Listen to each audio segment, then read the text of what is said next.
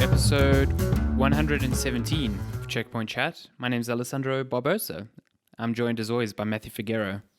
There was not even a delay before you started there. And my headphones are quite loud. So I'm deaf now. Yeah. It's great. Oh, I do apologize. Apologize.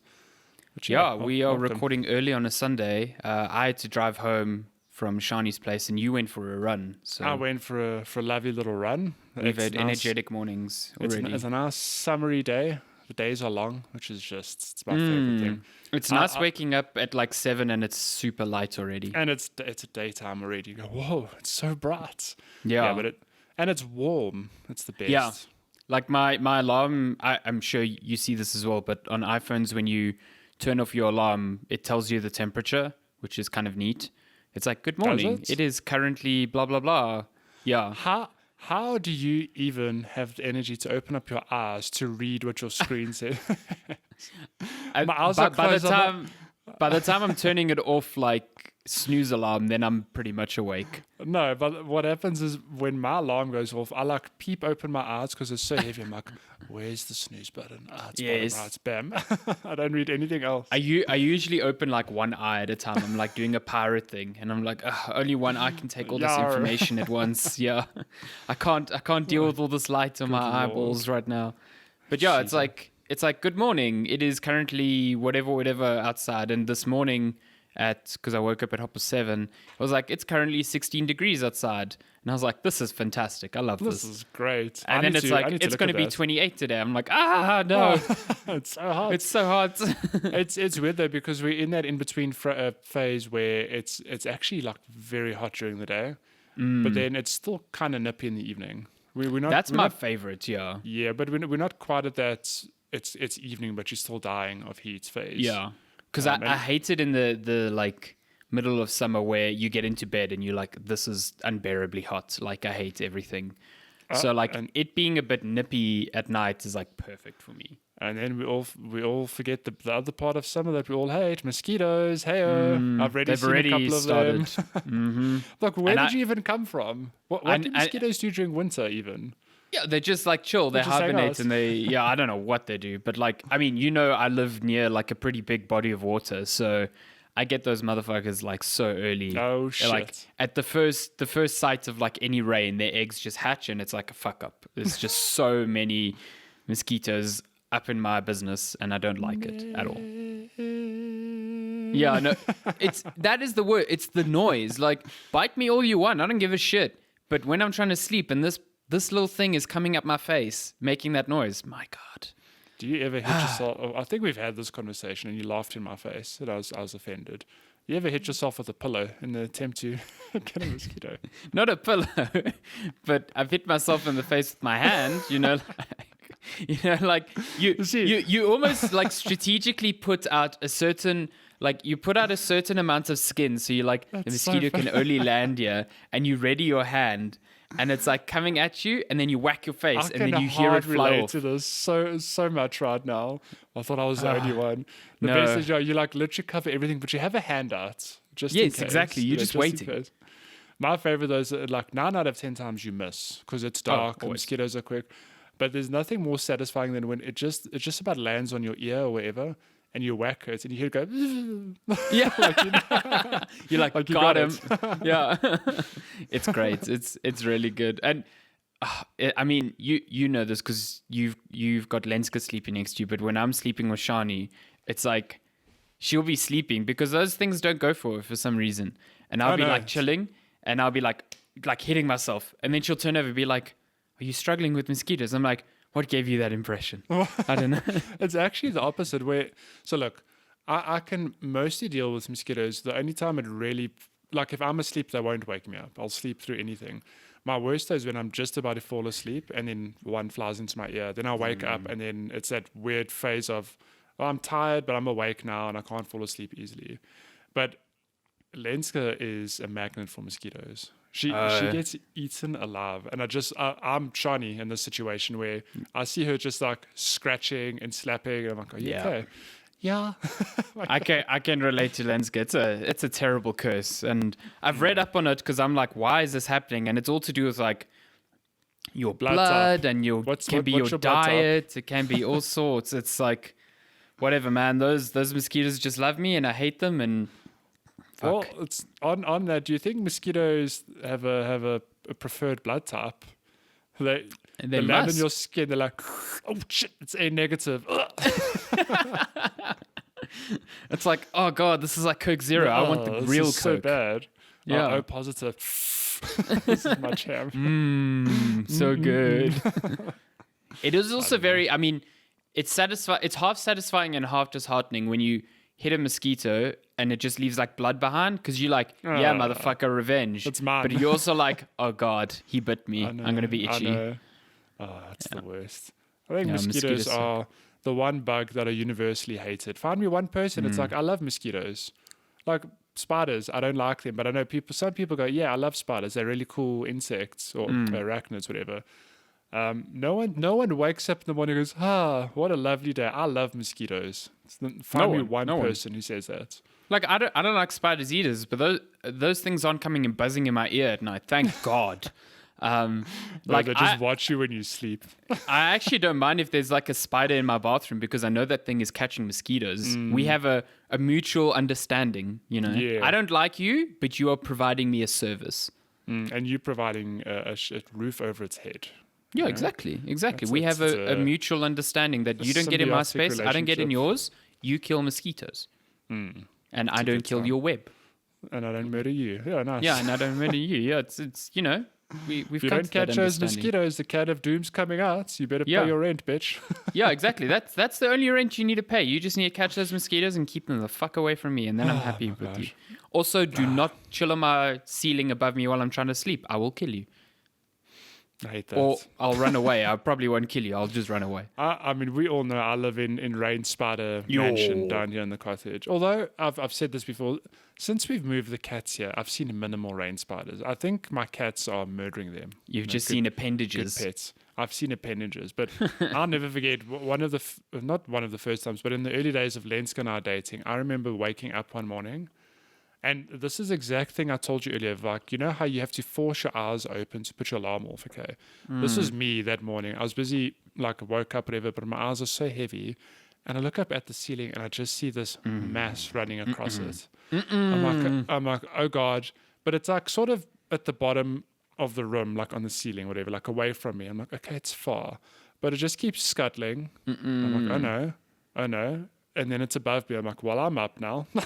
I roll out of bed. I'm like, nope. That is a fucking rude awakening. This thing is going to skydive onto my head. Okay. yeah, it's not just happening. it's looking for a good angle to drop It's into gonna- your mouth. It's going to bungee jump like, ah.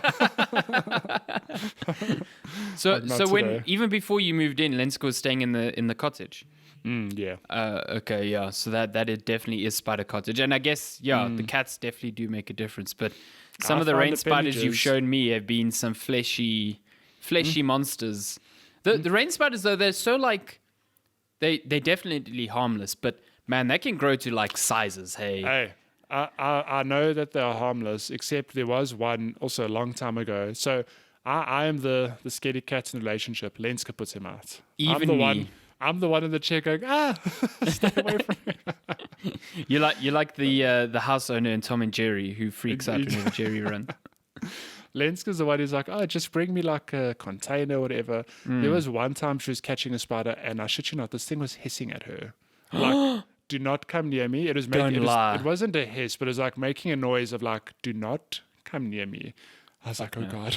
That is burn down the cottage territory That's for burned me. down the cottage territory. Yeah. Exactly. Like that. You and me both. That great meme with that guy who hits the one spider with the broom, and as he lifts it, there's just tons of baby spiders that come up, and he just like it's just like him with this like blank expression, and he goes to like NASA and shoots off the Earth and like destroys the Earth with like the Death Star. It's just like And fuck plot this. twist, I'm there's out. a spider on his shoulder. Oh He goes, no! yeah.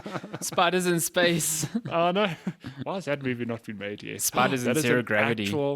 Actual horror movie. Spiders aboard the International Space Station. Good lord. I'll never forget the there was that I think it was sort of like in the same vein as that movie Evolution, which is like a comedy horror type thing but there was that one called Eight-Legged Freaks where it was like Yeah. all the spiders were radiation and big, and I'll never forget that scene with the trapdoor spiders where people are running away on this field, and those fucking things are just coming out the ground and grabbing people and taking them down. I'm just like, hell no! This is my worst nightmare. This is my nightmare. Hell no! Good lord! Shit. Yeah. But yeah, Also, when Frodo gets caught by that big spider, not a great time. there's a lot of big spiders in movies. No, Yeah, I'm not a fan of them. Not a fan. man. I also didn't like that new Lord of the Rings game, not Shadow of War. No, it was Shadow of Mordor, then it was Shadow of War. So Shadow of War. You see the big spider and they turn her into a sexy woman. What? Why? Not sure about that, but you're still a spider, so not It's happy still a about this spider. at all. Deep Yeah. down, you want a parachute, a bungee jump from the ceiling onto my face, and I'm not having it. I'm not having that. Let's check one chat to Grief. talk about spiders in video games and spiders in video games. Spiders And then about in video games where you are a spider. There should be that. That'd be cool. There is a game. Where did I see? It's a couple of weeks ago. I don't know what it's called, but the premise is you are a spider. And I remember reading the headline, something along the lines of, this game lets you play a spider. I'm like, this is a trash game already. I'm calling was it. it that 2D pixel one where you play that Is it? pixel? Yeah. That one looks pretty cool. though. Then I watched the trailer. I'm like, oh, this looks cute. It's got some like dope rope physics in Yeah. that game. Yeah, I have seen Dope that, and the rope spider physics. looks kind of cute. Yeah, Put that on the box. Dope rope physics. I remember seeing that game Insta because purchase. it was after The Last of Us 2 came out, and there was all that interest on the rope physics in there. And I think this developer tweeted out, was like, I was inspired by the fascination with the rope physics in this game that I applied some principles of it to my spider game. And when I saw it, I was like, Oh, no worries. damn, that's dope. That's really cool. Dope rope physics. Actually, dope rope. It should physics. just I be like the that. game name, like Spider and Dope Rope Physics, the game. This is the name of the episode. Dope Rope Physics. Dope rope physics. No, I'll no, find no. an The name image of for the it. episode is Yellow Molly, Red Molly. I hate you so much. Yellow Molly, red Molly.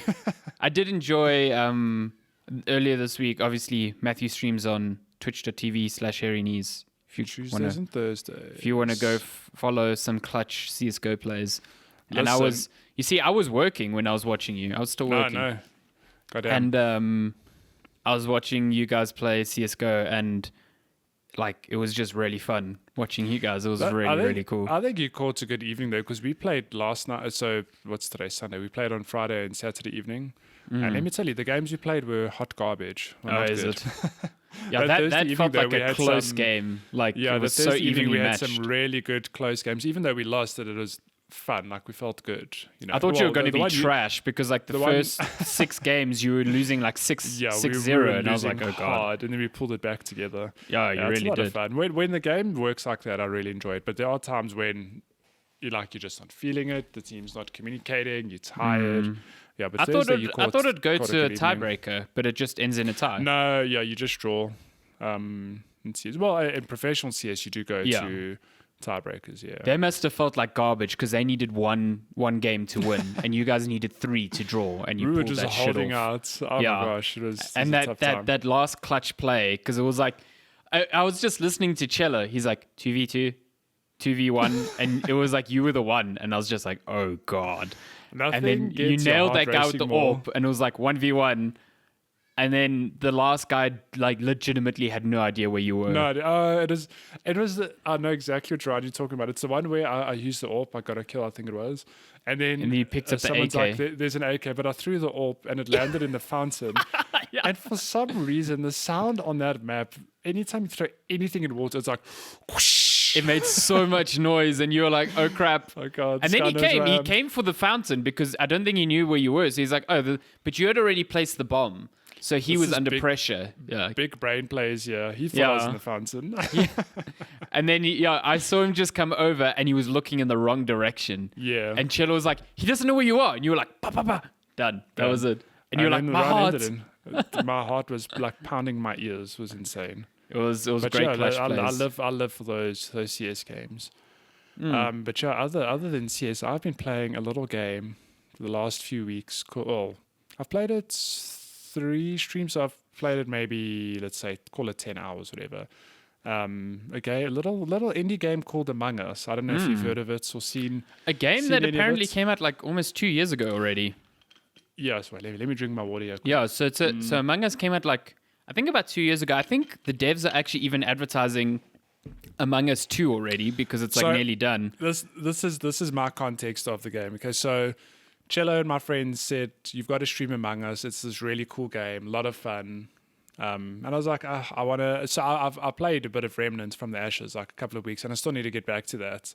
So I had every intention to finish that before I got to Among Us, but I couldn't wait because everywhere I looked on Twitter or local ZA streamers, people are playing Among Us. I thought, shit, okay, well let me Even let me just pick it up. internationally, yeah. Even internationally, and it's dirt cheap. I mean, it's like 42 rand locally. It must be $1 or $2 on the store. I don't know. It's free on mobile. It's free on mobile. Yeah. But yeah, so when I launched the game, in my head, I just thought this is a new game that's come out, that's been picked up and people are enjoying it. So imagine my shock when I launched the game and it's like, dev note, we're pleased to announce Among Us 2. I was like, this game literally just came out. Is this some Five Nights at Freddy's shit? Like, Yeah, I what's was like, going on? what the hell? Your game's come out, it's popular, now you're making a sequel, like trying to cash in. But then I've since learned that actually the game's been out, like you said, for 2 years or so. And I think it found a player base, but I don't know who like led it to popularity now, but it is the Zeitgeist game where everywhere you look, I mean, it's one of the most streamed games on Twitch the last Yeah. week or two. It's been top, like beating out League of Legends, Apex, Call of Duty, all these other big games. And I don't know who's responsible for that. Yeah, I don't know where it kind of like started. I just know that big streamers, like there've been streams where like big streamers are all playing together. Like you've got Yeah. Ninja and Pokimane like all playing together. The same game. So I mean, I remember seeing a tweet earlier this week. It was like January 2020, like 1 million players. March 2020, like 1.5. Fast forward to September 2020, it's like 40 million players. Jeez. Like it's really, really taken off. Or even big 1 time. million plays is like damn impressive. It's a lot, Like, yeah. So I mean, over the 2 years, like credit to them. That is a lot of Crucible players didn't to even have. reach 10,000 players. I mean, you know, I'm just saying. You're like, whoa, that's some shade right there. Poor Crucible. So Among Us is basically, for those of you who don't know, have you ever played any game where, like Werewolf, for example, where Yeah. the premise is there's, say, 7 humans and 1 werewolf, and the goal is to either find the werewolf or as the werewolf kill off all the humans. So it takes that and it pushes it in that you are aboard a spaceship. And I understand your confusion because you've seen me play a similar Unfortunate game. 2 similar Spaceman. games, actually. Yeah. Yeah, there's Unfortunate Spaceman and there's another game called I'm Not a Monster where Yeah. it's a similar premise where you're in space and the crew has to like meet a whole lot of objectives while you as the bad person in Among Us, in the case of Among Us, you are called the imposter. You're trying to kill off everyone. Imagine being while those two trying- other games and being like, what did we do wrong not to get this like Yeah, attention? it's- Yeah. I can tell you what they did. Well, I'm not a Not monster. wrong, but like, not wrong. what yeah. didn't we do? It's- Yeah. I think Among Us just makes the game very accessible, very easy to pick up, and Okay. it's just a lot of fun. So the premise is you either spawn as an imposter or as a crewmate. Okay. Okay. If you are a crewmate, you have a set of tasks to do in order to win the game. So basically, your crewmates of 5 players, let's say, you have to do 6 to 10 tasks to win the round, to win the game. Okay, and if you're the imposter, you have to kill them off before they manage to do those tasks. So that's really the premise in a nutshell. But as the imposter, you look like your crew. You don't have to change form or anything. So you just walk around the ship trying to stop them from doing these tasks. But I think where the game really shines is that a lot of other games that I've played break because you're either like chatting to each other or whatever, but there's like a solid rule in Among Us where you're not allowed to talk until you call a team meeting. Okay, so you can run past players, whatever, but like the golden rules, like if we're in Discord, we all mute. Okay. So it is like a player, like the game doesn't enforce it, but like through the rules of the game. Yeah, I don't think the game enforces it, but it's like you keep quiet when Okay. the round's happening. Okay. But a team meeting, so you can either as a crewmate call an emergency meeting, or you call a meeting if you find a body. Okay. So when you call a meeting, that's when you unmute and that's when everyone talks. Okay. And this is where the hijinks takes place in the shenanigans. Then you're like, 'Cause I then it is a saw thing this of like, player run there. And exactly. So you start having to backtrack. So imagine you playing around where, say I'm a crewmate, I've spent the last 3 minutes running around the map. I mean, and 3 minutes isn't long, but there's a lot of spots on the ship and you do a lot of tasks. Okay. Yeah. So I play for 3 minutes and I run into the electrical room and I find a body. I go, oh shit, I report it. Okay. We all get into the team meeting and then you start backtracking. So I'll say like, I found yellow in electrical. I last saw red running out of the room. But then red's like, no, but that's not true. Like I was in the command center doing this task. And then you go, well, what were you doing before that? And it becomes a thing of you start trying to analyze and piecing together like, who was where, you know? Because obviously as an imposter, you're trying to blend in. So if you caught out, you were like, no. Like I was doing the task in the med bay, you know? And do you know what tasks every player was meant to be doing? No. Okay. No, it's completely randomly assigned. And the tasks aren't like, I mean, I suppose it fits in the context of the game to a degree, but like a task, for example, is you go to a computer terminal and you have to upload files. And you're forced to sit still for 5 seconds while these files upload. Another task is sort these rocks by their shapes. It's very quick fire tasks that you just have to do around the ship, and it's assigned randomly. So it forces everyone to run around the ship. You don't ever sit on one side of the ship. You're constantly running around trying to do your tasks because as a crewmate, you're trying to win the round. That's essentially what it's for. It's just like yeah. So, but that's I think why the game is so entertaining because you like. I think why poker, for example, can be entertaining to watch is because you watch the poker face. Like, you know, look at this person. They're like playing the whole table. They think they've got a good hand, but they don't. It's like that, but on a whole nother level of, no, like, I saw you by the body. And the person plays their cards like, no, listen, I've got an alibi. Like, Green saw me doing the task in Medbay, for example. And then Green's like, yeah, I saw him doing that. And you start thinking, shit, like, what the hell? Like, who is the imposter? Yeah. But it's those in-between moments that make the game so entertaining because there are times when you think you know your friends. Let me tell you, you don't know your friends. Because there often comes a time where, say, there's 3 people left and you the split votes. Okay. So one person's like, no, I swear it's them. And the other person's like, no, it's not me, it's them. And you're the third party. You've got the deciding vote. And people like present their cases and you have to make the votes. And if you vote the wrong person, like, oh my God, like I got played. So when you have this team meeting, are you essentially like trying? Oh, yes. Like, are you voting someone to be the monster, or are you saying, okay, let's carry on because we don't know? No. So what you can do, there are several things you can do. So you can either vote someone off. So it's like, I saw Red kill the body. It's definitely them. You can vote them off. They just get ejected put them in from the airlock. Ship. Nice. Yeah, and if they're the imposter, you win the round. And if not, however, you can then you just lose that person. Assholes. So you don't have to vote. You can skip the vote as well. Oh, okay. So like, and if it's say one person gets 2 votes and then 2 people skip the vote, then no one gets ejected because it's a split, whatever. Okay. And how many imposters are there usually? Is it just 1 or 2? So no. So if you play, so the game you can play 5 to 10 people. So if you're a small group, you play with 1 imposter. If you're a big group, you play with 2 imposters. And I think if I've only played once or twice with 2 imposters, and that's when shit gets wild because the imposters work together. Yeah, I was about to ask, can the imposters like communicate or do the imposters know who the other imposter is? They know who the other one is. Okay. So they can't communicate in the game, but it becomes a thing of when the team meeting's called, they obviously pair up like, yeah, no, we saw yellow. Yes, yeah. And because they know the other one's the imposter, they just play along with whatever story. Exactly. Okay, got you. Yeah. That sounds really cool. But it's very, very easy to learn and it's a lot of fun because it really just, I don't know, it's a game about lying or defending yourself, and it just the laughs we've had, the shit that's happened. It's like I've had rounds as imposter where I'm bad at lying. Like I'll come out and say I'm a terrible imposter. No, we know this, yeah. So sorry, just for context, as an imposter, you do have a set of abilities that give you an advantage over the crewmates. Like, because it would be very difficult if you just have to run around the ship killing people and then like people say, but I just saw you in the room with that person, you're the imposter, whatever. So as an imposter, you can jump into vents to get around the map quickly, which is still, it could still backfire. Yeah, if because someone say you, watches you pop out of event, they go, "Oh, cool." yep, that happens definitely. But say, but instances like that, it's like you pop out of vent, they call an emergency meeting. So I saw him jump out the vent, and the imposter's like, "But I saw you jump out the vent. Like, don't turn this on me." Or is there a possibility of like you jumping out the vent, noticing that someone watched you, and quickly running to them and killing them?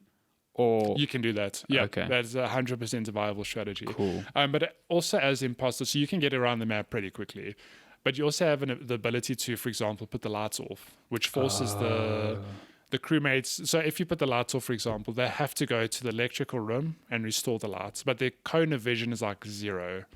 So it becomes very easy and to the kill imposter someone. can see better The in the imposter dark. can see perfectly. Okay, perfect. Okay. They can also close doors, so you can trap people. You can also, for example, cut off the oxygen supply, which Oh my goodness. It's a very clever mechanic because then it gives the crewmates 30, I think it's 30 or 40 seconds to restore the oxygen, and they have to go to 2 points in the map to do that. Okay. So it forces the teams to split up, or it gives you an opportunity to isolate people.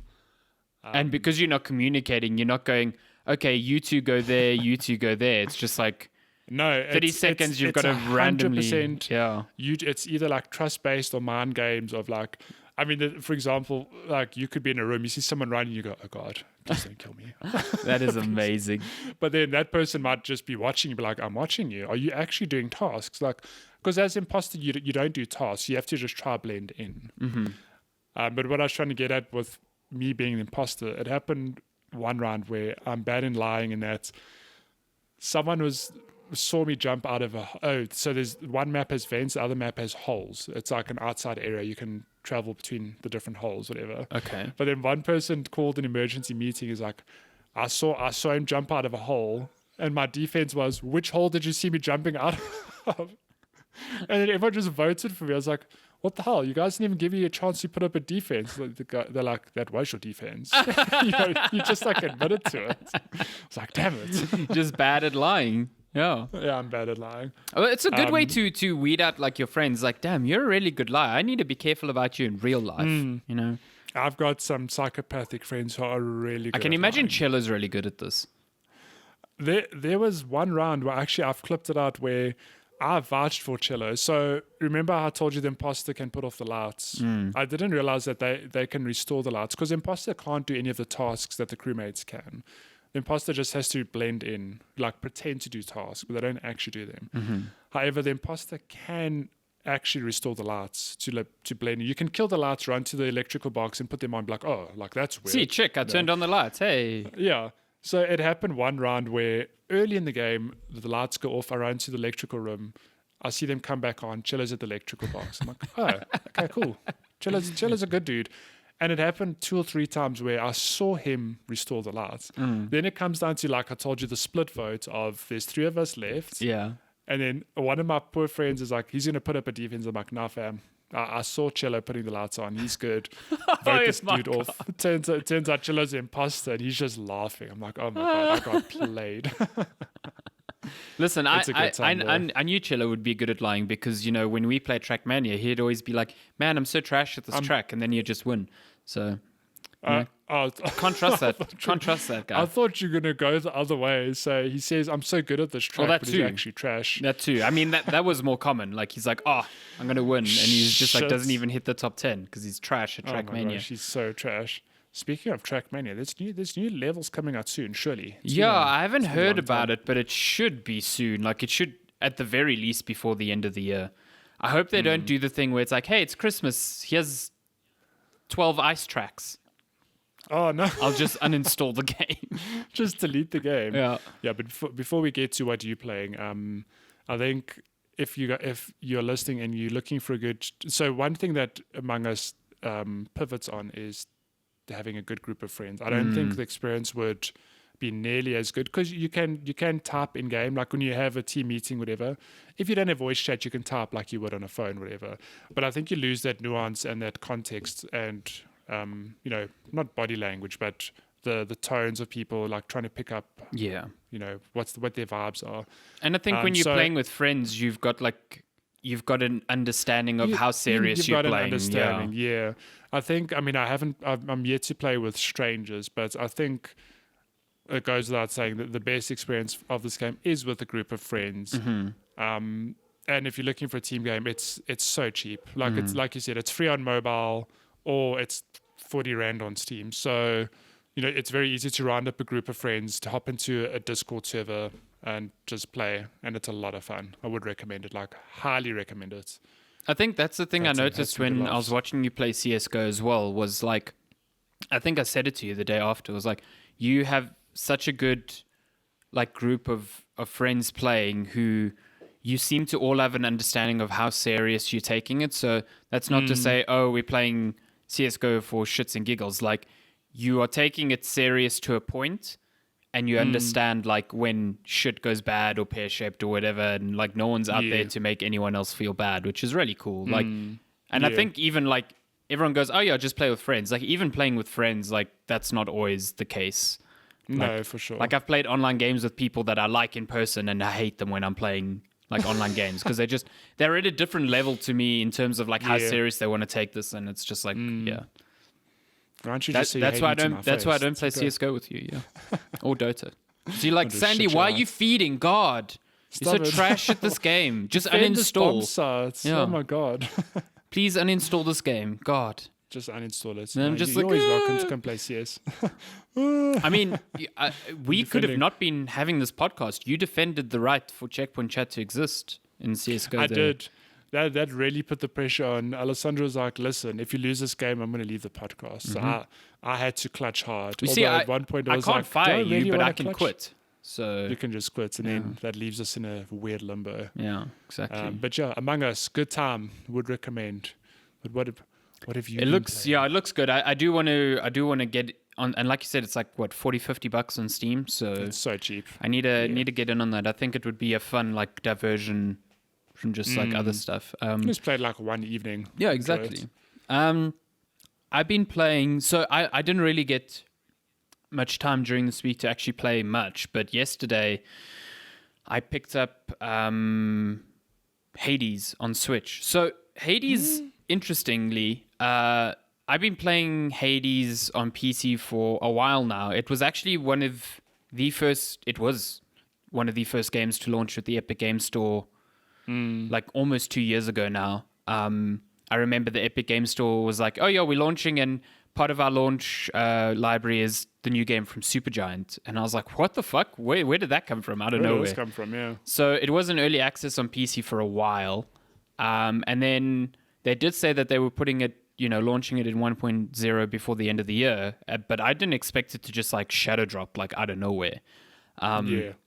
So it's out on Switch. It's 1.0 on PC as well now.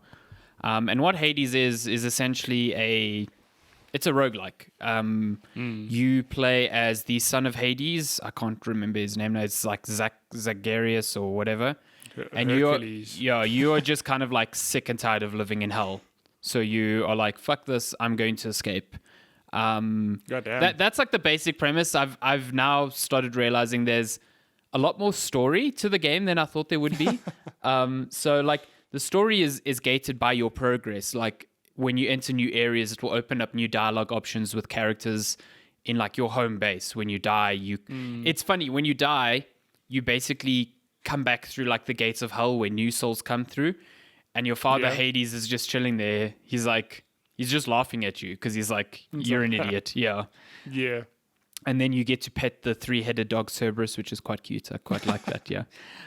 It's got this like really good balance of like this good story, but also this like jabbing humor. Like there's an overworld narrator who will narrate things, but your character can hear him. So like I got to a point yesterday where the narrator said something that was like a big story revelation, and the main character was like, wait, what? He was like, hold on, go back there. What did you? And then the narrator was like, I don't think it's the main character's name is Zagarius. He's like, Zagarius somehow found out about this. No idea how. It's like, it's really cool. It's That's awesome. Yeah, it's got this really cool like breaking the fourth wall vibe to it. It's quite nice. But the main hook for me is the gameplay is just so good. So you before every run, you choose like your weapon. You gain keys on every run to unlock new weapons, but you don't pick up weapons during your run. So it's not like Dead Cells where you're continually changing.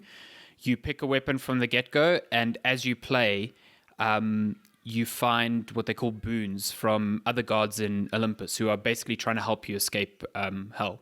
So you'll get like, and they all come with their own little conversations. So every run you'll like chat with Zeus or Poseidon or Athena or Aphrodite or, you know, all those. And all of them have specific boons that they'll give to you. So when you exit an area, you usually have a choice. Like you'll have like 3 doors that you can go through. And each of the 3 doors will be like, if you take this door, you'll be rewarded with gold. If you take this door, you'll be rewarded with a boon from this god. If you take this door, you'll be rewarded with, you know, whatever. So you get to kind of choose what sort of like path you want to go towards. Like, okay, cool. I need more health, so I'm going to take this door.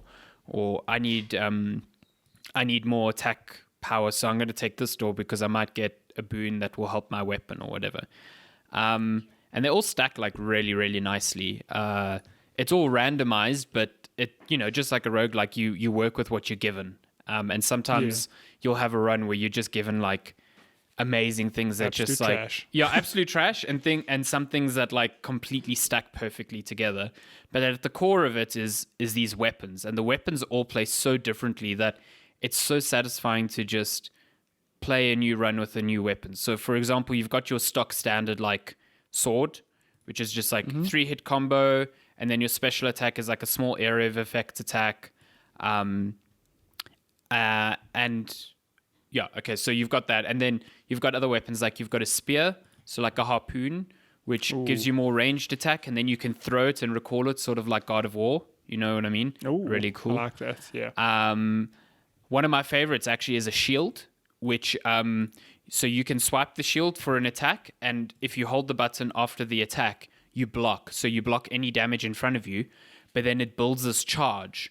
And as you build that charge, when you let go, you dash forward and hurt anything in front of you. Oh, nice. So it's like this cool, like your combat is a bit slower, but essentially what you're trying to do is get yourself in a position where you're angling a lot of enemies in a line, blocking all their attacks coming from in front so that you don't get hit from behind, and then just charging through all of them and hitting them. And it is so satisfying.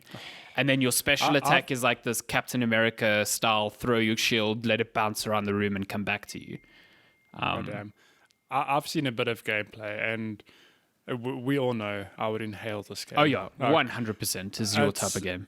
The last roguelike I played, I think it was Dead Cells. Like, is that And how long you it's been? consumed that game. Like, I consumed it like big time, yeah. So if it's anything like that, I know. it's I just know. like I like Dead Cells. I still have not beaten Dead Cells once. Like I always end up interesting. bouncing off of it for some reason.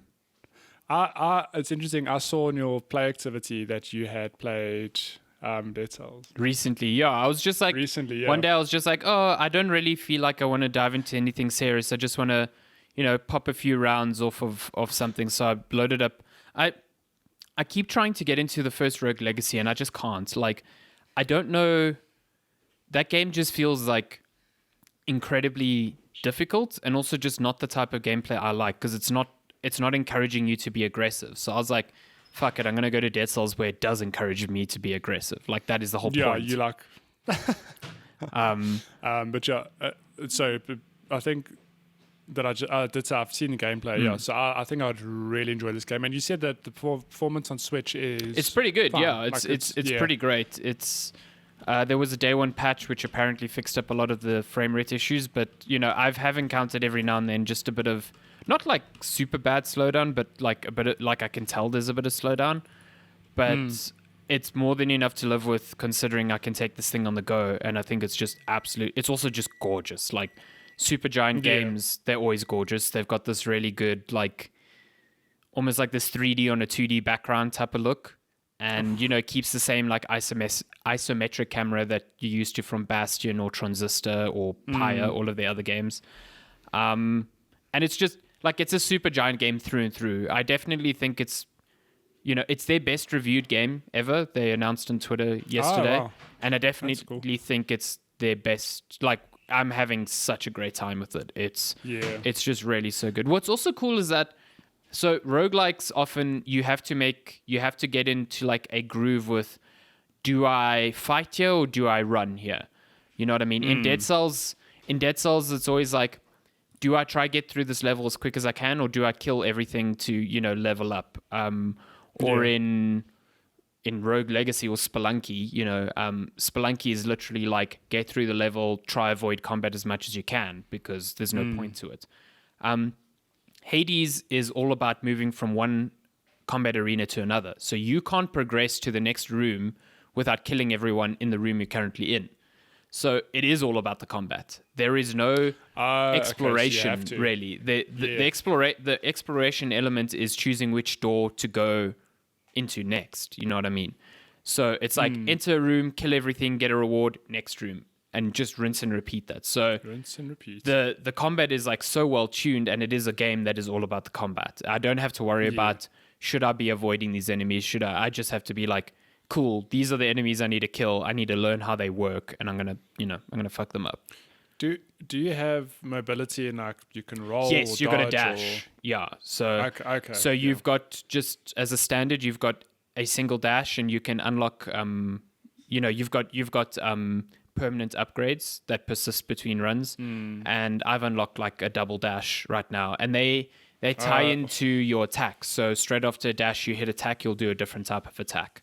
And some boons. Stop talking. You've sold the game to me. Stop it. Some boons from guards will be like, oh, your attack blends better with dashes, or like, your damage on a dash attack will be higher, or inflict this sort of buff, or like this sort of stasis effect on enemies, stuff like that. You've also got a cast. So even though one of the main weapons is like an arrow, a bow and arrow, you always have just a standard ranged ability, and it's sort of like nice. at its base level, it's like sort of like this gem that if you throw and it hits an enemy, it's like stuck on that enemy until you kill them. So you can't just like keep hitting it. Okay, can't spam. But then like I've unlocked this permanent upgrade where the more stacks of that thing I've imbued in an enemy, the more damage they'll take. So what I try to do as soon as I get in a room is I try and stack that on the most powerful enemy and just like burn them really quickly. And in some runs, I've got the ability to change that thing from just like a single arrow to like an area of an effect thing. So I can throw it down and it stacks on multiple enemies at once, and then I can throw it again and double stack, and then I just destroy them. Like, stop it! You've sold the game to me. The game Stop is speaking. There's so many little complex, like not even complex, just like all these little different ways the combat like layers on top of each other. It is so well thought out, and what's cool is that every run, one weapon will be like, if you choose this weapon, you get 20% more of the, I don't know what it's called, but the currency that you use for permanent upgrades. So it encourages you to be like, get out of your comfort zone, use this weapon. So every run, I'm basically using a different weapon, and I'm getting as far as normal. So it's not like, oh, I have to stick with this weapon, otherwise I'm not going to make any progress. Like, it's fucking good, man. I've beaten the first boss because it's like biomes, you know. So when you beat the first boss, you go to the next like area. And I haven't reached the boss in the second area. I keep dying, I think, just before them. Because in the second, do you know how many bosses there are? If I look at the codex, because the codex shows like, it's split into all sorts of things. It looks like 6. Okay. But you got a long way to go. I don't know if that means there's 6 worlds, because it could be the case of like, you end a world and then it's like, okay, now you're on the final boss. You know what I mean? So, okay. But I just know the second world, the first world is like, oh, I can dash wherever I want. I'm safe. You know, there's traps on the floor and stuff. But in the second world, it's like, yeah, there's traps. Also, there's lava. So if you chill out on the lava too much, you'll just take damage. And it's like, oh. The floor is literally lava. Yeah, it's... What a game. Man. I just want to play like more right now. It's I need to. Phenomenal. I mean, I definitely want to pick it up on Switch, because I think that is, like 95% of games. Games are great on Switch, but so I know I'm not going to talk about it this week, but I'm sort of drawing to the end of Paper Mario, Hmm. which I've been absolutely enjoying. But I know after Paper Mario, I still want to get to Xenoblade, and I still want to play Spiritfarer. Oh yeah, I And need then to maybe still Hades play one Spirit day. Pharaoh. Like that's been put on the back burner for now. Just because I was like, I could have just downloaded the update on PC and played it, but it was like 360 rand on Switch because it's currently 20% off. It's on sale at the moment. yeah, I it's saw. 20% off. So I was like, you know what? Fuck it. I'm going. I was basically at Shawnee most of the weekend, and I was like, I'm gonna take the Switch, and I just want to try this out. And man, I got so stuck into it. Shadi was like, I can't wait to spend quality time with you. Like, get away. I'm doing another run. Quality time is her watching Netflix and me playing games next to her. It's fantastic. That's the bee's knees. And we also went to a new Chinese restaurant nearby you, which you should try, called Chinatown in Greenside. Yeah, they only do takeaways, and I heard about it from our mutual hairdresser Alice, and Oh, yeah? their menu is super limited, like very very limited. But boy, Where is it in Greenside? So like, I it's- know Greenside's literally one strip. so but we where on the strip? actually, because we went and collected our order yesterday, and we drove past it 3 times. We couldn't find it. So there's a place on Greenside called the Smoke Shop, and right next to it there's like a boom, and if you walk in there's like a bunch of Oh, so there's like Yeah. a little kitchen there that is just that. is that where it is? Yeah. Fun fact: the first time I ever met Lenska, that's where we met. Oh, really? Was that in that little I don't know what it was called back then. What is it called? I don't know. It's just like this little courtyard now. Yeah, but there was like a bar or a restaurant there where we met and we had drinks the first time we met. So this is connected to apparently a new bar called Blondie. So yeah. Okay. But I'm gonna check it out. yeah, they you can order directly from them on Instagram. On Instagram. Like they're not sponsoring this episode, but I had such good food there yesterday. We Oh my we went gosh. and took the food and sat in a park and ate, and their crispy Mm. chicken and crispy beef, their egg fried rice, just straight egg fried rice, fucking blew me away. Yeah, It was so it's good. good. Oh my I'll god! check it out. And I mean, is it cheap? Chinese food generally is quite. So like Affordable, like but the I mean, I don't know. sides, like egg fried rice and noodles are like 35 rand each, and the mains like the chicken and whatever come in their own box, and that's a bit pricey. It's like $80, but the quantity there was so much food. Is it a Like lot? Shawnee and I just got a main and a side each, and we couldn't finish it. Like it was so much, and then we got pot stickers because I'd wanted to try the pot stickers, and they were amazing as well. That was a pot sticker. They're like the little dumplings that are fried on the one end. Yeah. Okay. Okay. Also, they have damn. unfortunate cookies, so they're not. Unfortunate cookies. Yeah, they That's they don't amazing. read you a fortune. The fortune inside is just a roast, so you can cry and eat the rest of the cookie. That is amazing. I love that. yeah. Yeah, we went from Hades to Chinatown, but yeah, Hades must play. Hades must play. According to you. Chinatown, good food, must eat. Good food, yeah. So yeah, I think that's the games for this week. You haven't played anything else? No, I haven't. Nah. I don't know if I'll go back to Avengers. Like I haven't even finished the story, and I'm just like I just don't care anymore. Like I will admit, so I finished Avengers and then I was listening to Kind of Funny. So they had their review, their initial review, and then they did their like spoiler review where they talk about the story and like the post game content. And it's so funny because like when they talk about the post game content and that grind of like getting gear and stuff, like a part of me is like, I really want to actually pick up the game and go play it. Like I actually have an itch to play it, but I just can't bring myself to do it. Like when I think about actually doing it, I'm like, this game, I think it will be good. I think it has one the day. potential to be good one day. I mean, yeah. I know that they dropped a patch this week where, like, the tweet was, we've fixed over 1,000 things. I was like, holy shit, Crazy, like, yeah. that's a big patch. But then it just shows you how much was wrong with the game Yeah. to begin with. Yeah. Because it was, like, graphic tweaks. It wasn't, like, 1,000 balancing things. It was like, we fixed this issue. And no, this that issue, game this came in graphical hot. pop Like art, that and game this came and in this. real hot. So. Yeah. But I think it's a live service game. And, I mean, Destiny like, I'm not launched in gonna a bad write spot the as game well, off. like a Exactly. extremely bad And spot. So the nature of live service games is that the developers will listen to the community, get the feedback, and the game ends up being better in a year or two. unless it's Anthem, And maybe at that point I'll revisit it. Yo, look at this man drinking his monster. The blue M. Blue M. I got to Yeah. in the story. I got to. They introduced Black Widow again, and then I finished her mission. and that's about it. Did you struggle on her mission? Yes, I couldn't figure out Yeah. why I kept was just- dying. Surprising difficulty curve on that mission. Yeah, just they introduce a new enemy type and they're very difficult to take down. Yeah, and it was like, am I just not understanding this counter system correct? Because the counter system is way too complicated. Like when it's like, here's a blue circle, a yellow circle, and a red circle. So I'm immediately my brain is like, okay, red means I cannot block it. But it's like, Yeah. no, red you can if you get a perfect parry. I'm like, but then for some characters that's not the case. It's only for some No, characters. it's different. Yeah, I'm just like, There's why? a lot of nuance to the game that they don't make clear, and you only really figure it out if you do the harm room holograph thing. training harm room.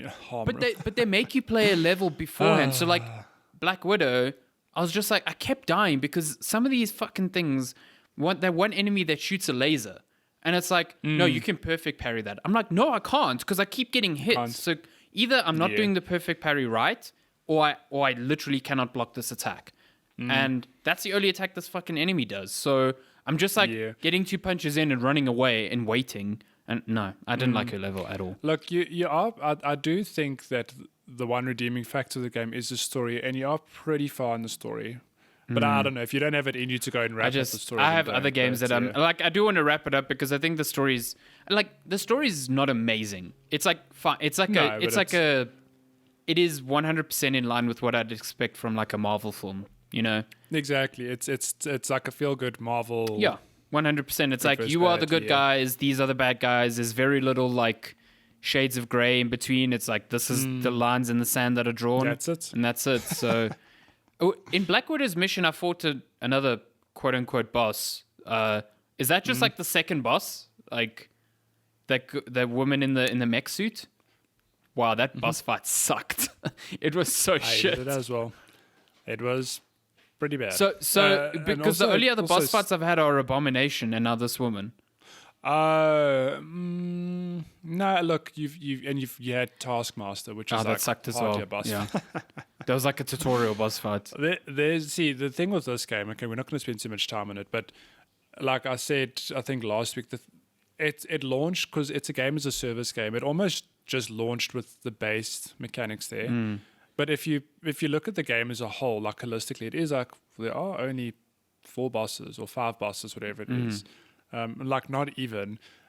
Because they obviously hold like us. The way I explained it is, it's the first film in the Marvel Cinematic Universe. Okay, but maybe in a year or two we will get to Thanos and all these other bosses. Like they're gonna obviously flesh out the roster, but at the moment it is like think about you already getting to this boss. Like the bosses are very limited. Imagine doing runs of this game, Oh, grinding good out Lord, in-game no. content, and you're just fighting the same 2 or 3 bosses over and over again.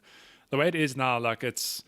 I don't know. There's a lot of work to do, but I do think the game will be like at least in a better space, if not really good, in a year or 2. Yeah. And that's fine. I hope like so, that- yeah. It's yeah. Because I think let's they see. had plans for like I think all new characters coming out are free, so they won't run into the situation where like, oh, if we add more story content, we have no idea which players have which characters. So the only one they run into an issue with is Spider-Man because he's exclusive to Spider-Man. one platform. So whatever.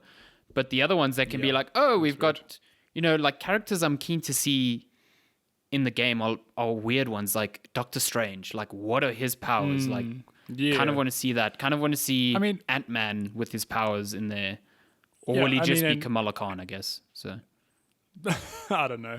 I mean, we spoke about this before the game came out.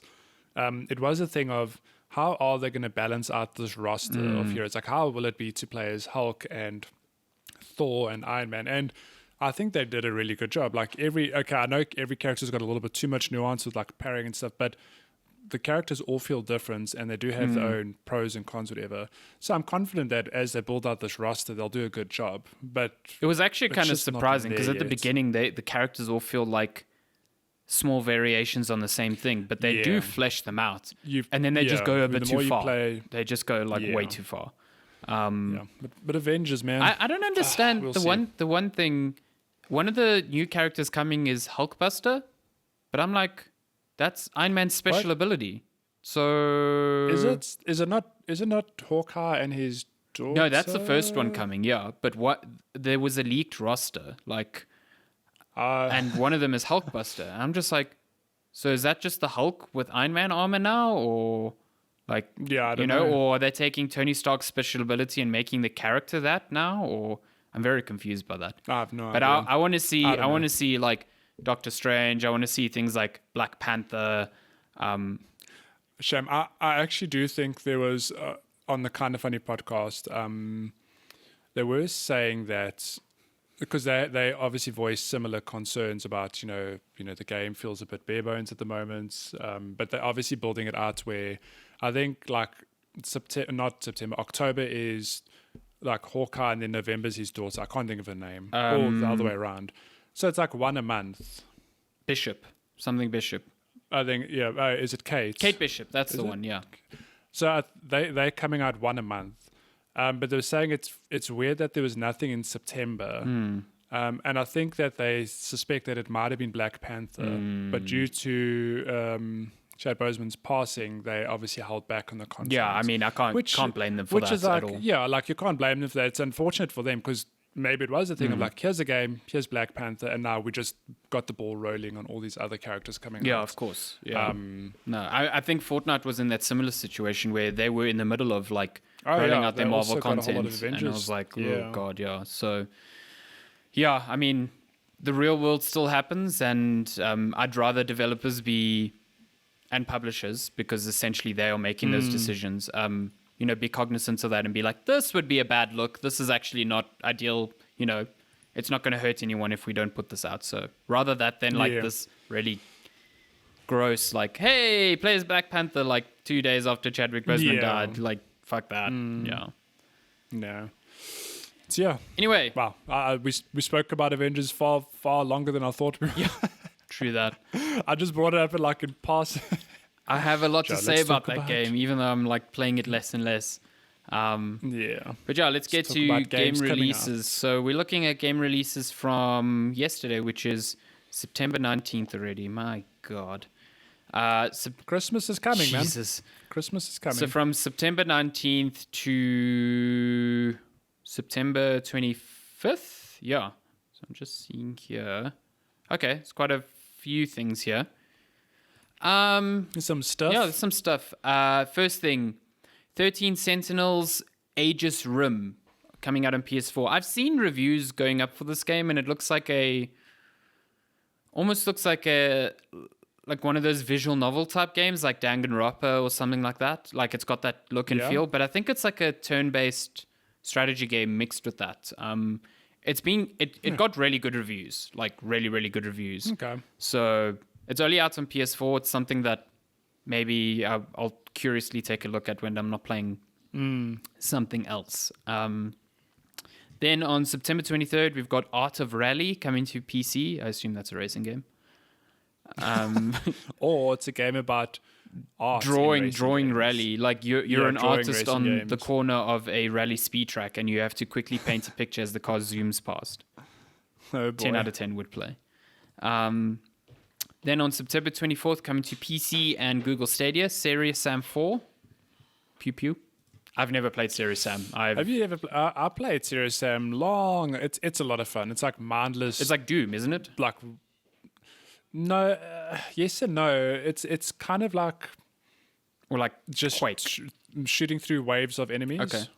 With ridiculous guns. But it's like it's comfort food. It's Okay. not good, but it's really fun to play. Whenever I see gameplay in of my it, it just opinion. feels like one of those like, yeah, remember this game from 20 years ago? It's modern now. Hey, Look, Duke I don't Nukem. know. I don't know how it holds up today. Yeah, I don't know. Sure. It from a visual level does nothing for me, and I'm just like, okay, well, Goddamn. Serious Sam. Hey. Okay. Cool, man. September 24th as well is Tears of Avia. I don't know what this is. I'm going to quickly search it. Tears of... Because it sounds like it could be like a game cool where you platformer cry. thing. Oh god, this looks like Japanese nonsense. Wow. Just like It that. 100% is Japanese nonsense. Let's see if I can get a Steam page for it there. Okay. Tears of Avia is a turn-based strategy and tactics game set in the beautiful world of Estera.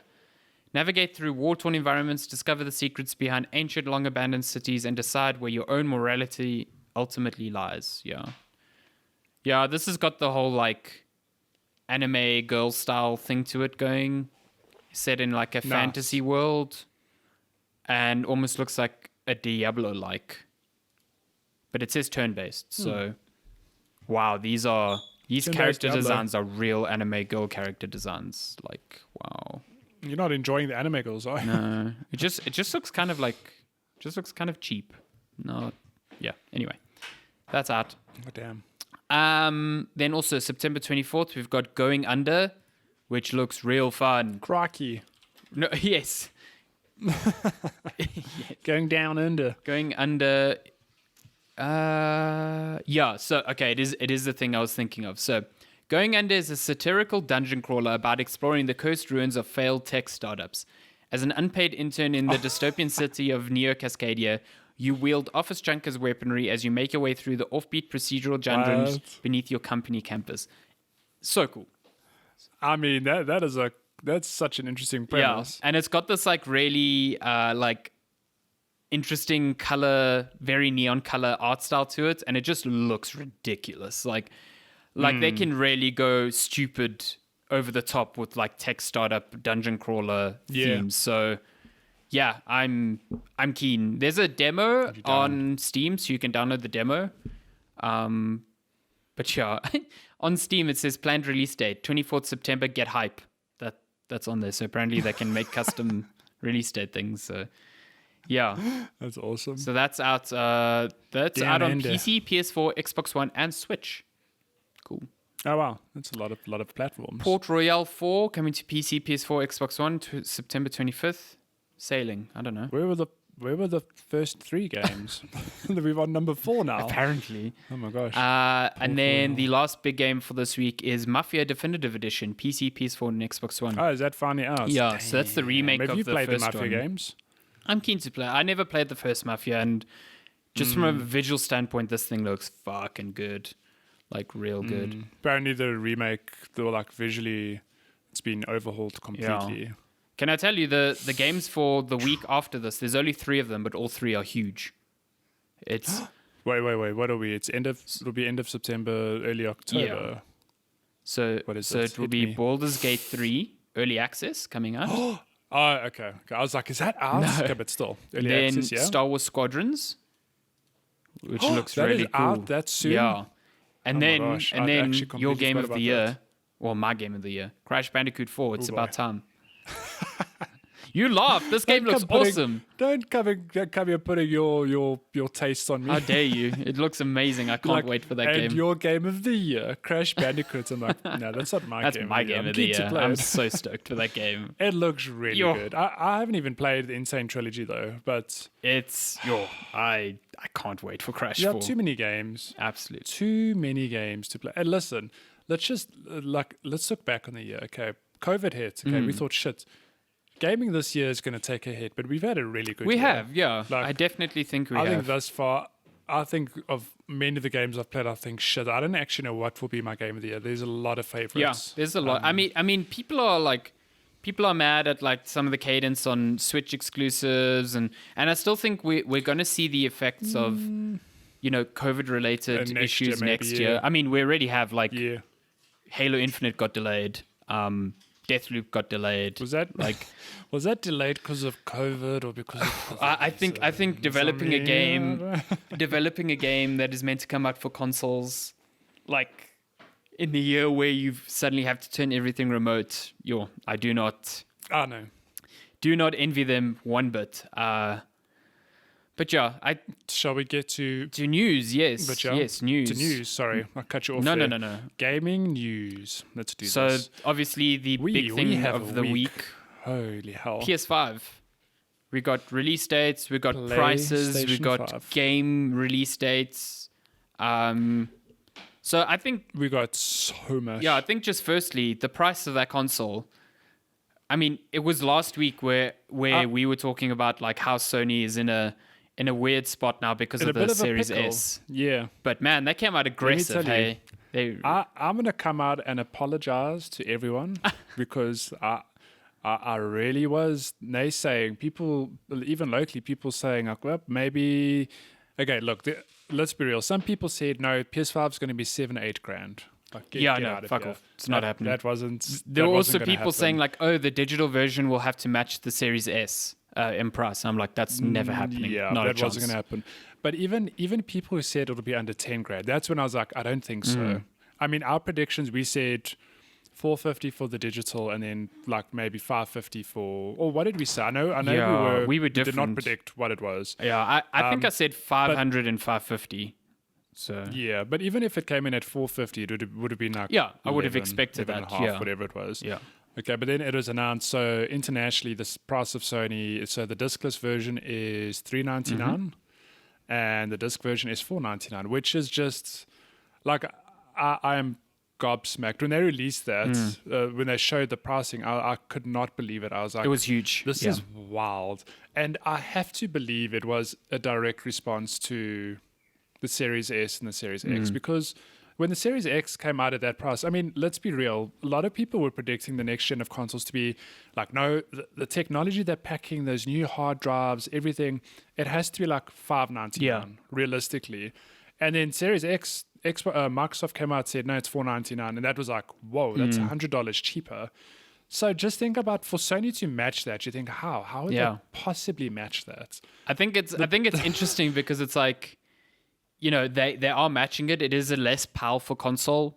You know, sure. what the extent of that is in real terms, we don't know yet. But in raw specs, it is less powerful. But like, Yeah. it's close enough that it's not as big of a gulf as like, or it's not the same scenario as the Xbox One launching less powerful console and more expensive. You know what I mean? The fact that they match price, I think the power Exactly. differential doesn't really factor into that at all. But my thing is like the PS5, I'd almost like envision them matching it, because it's like, okay, maybe the hardware doesn't match up, but Microsoft came in so cheap that it makes sense to match $499. Yeah. But the discless version, That's the one that caught my eye. like, Yeah. the one that, like, if we think back on Xbox, when they released the discless Xbox, it was $50 cheaper. Because I'm like, it's a disk drive. It's not Mm-hmm. It's not like, expensive. It's costing, Yeah. obviously, but it's not that big a deal. But for them to say to shave off $100, 20% of the price. Yeah. it's insane. And like this is where I am now in the whole next gen console war, whatever you want to call it.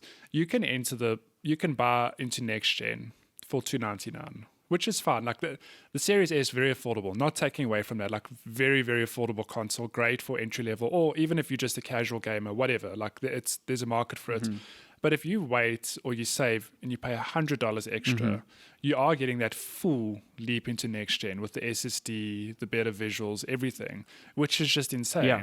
I mean, I think overseas, I think Sony's price like aggressiveness was really on the digital one, because I have to suspect that it was only like a $50 difference, like a $450 and a $500 gap. But then with the Series X pricing, they were like, we need to close that gap. So I mean, $100 is still a lot of money, but when you start really then comparing the two, because the discless PS5 is no different to the normal PS5 in terms of power and performance and stuff. So it's like, you start doing that math.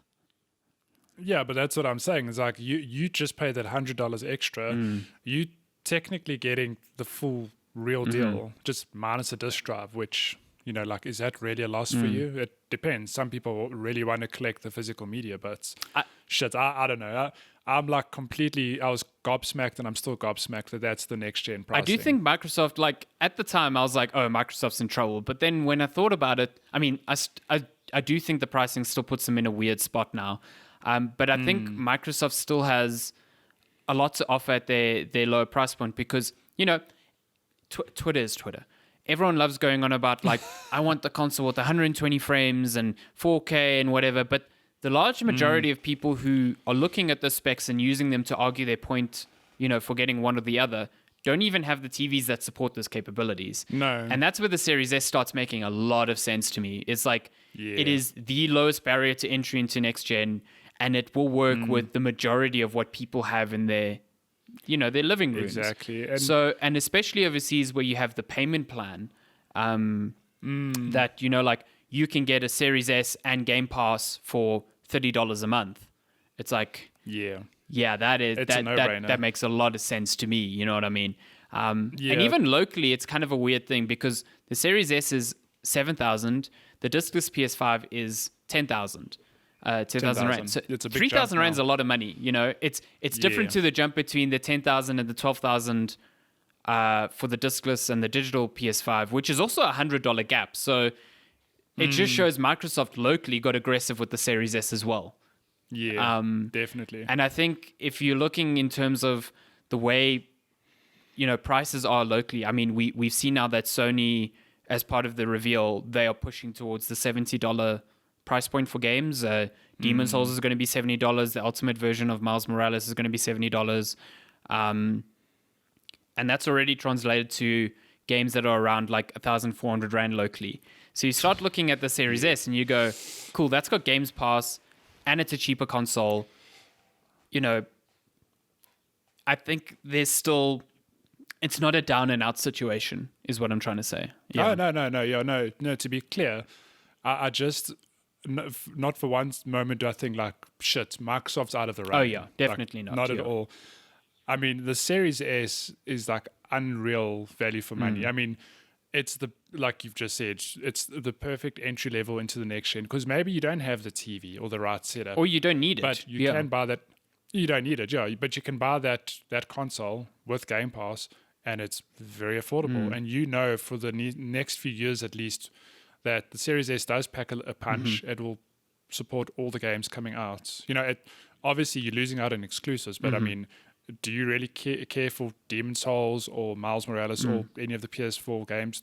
I mean, the PS games, maybe not. You just want to play the new Call of Duty, the new Assassin's Creed. So like, that's fine. Yeah, and it's on there, yeah.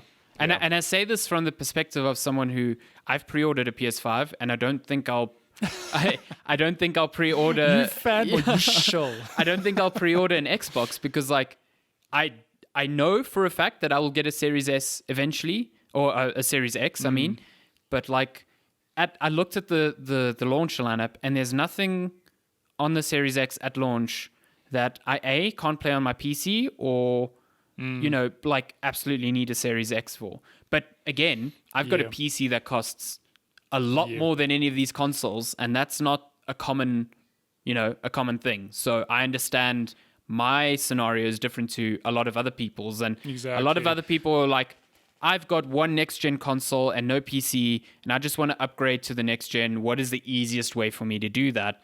They look at the PS5 digital and they look at the Series S, and I think there's still a lot of leeway as to which way you lean in that scenario. Well, look, to be clear, I'm in the same position as you in that I'm very fortunate that I have spent the money and that I have a proper gaming PC. So I'm not missing out on anything Xbox. Like, there's yet to be a game announced where it's like, well, it's actually coming to Xbox and not PC. Like, that's not what the approach is anymore. But it is a thing of, if I didn't have the PC, I would have been having a completely different conversation, because now that I have a PC, I know I'm going to go PlayStation 5. Like, there's no discussion.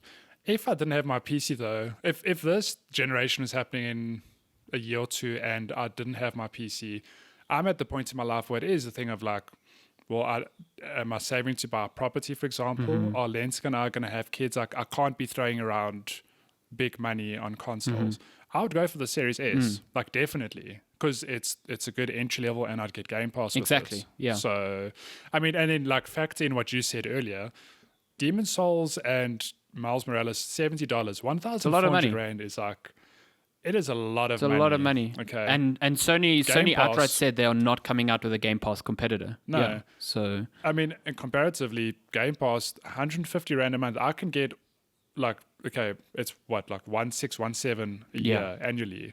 I could almost get a whole year of Game Pass for the cost of one PS5. Oh, someone did the calculation on Twitter. They said if you want to buy the four PlayStation exclusives that are on offer at launch with the PS5, so that's Demon's Souls, Miles Morales, that Sackboy game, and Destruction All Stars. So those four. Those four in cost are the equivalent of 33 months of Game Pass, and that's where it starts coming like apart for me. Like, So this is where like the next gen is it's so interesting that it's very up in the air still. Of I can't tell you who will win whatever, because like we've said many times now, Sony and Microsoft just have different approaches, Yeah. and I don't know which is the right approach. No. But in terms of value, like Xbox, undoubtedly, I mean, even the fact that they have the proper payment plan is like they're making gaming very accessible to people. And at the end of the day, I don't think they care about where you're playing Exactly. Game Pass as long as you've got 100%. it. Like, if you're playing on PC or on Xbox, whatever, I mean, we've got xCloud coming. They don't give a shit. I mean, we you know, literally it's- said both of us are in a position where we don't want Xbox consoles because we have PC. And for Microsoft, they're going, perfect. Because you are still subscribing to Game Pass. You are still playing Phil games Spencer on rubs his Windows hands together. machines.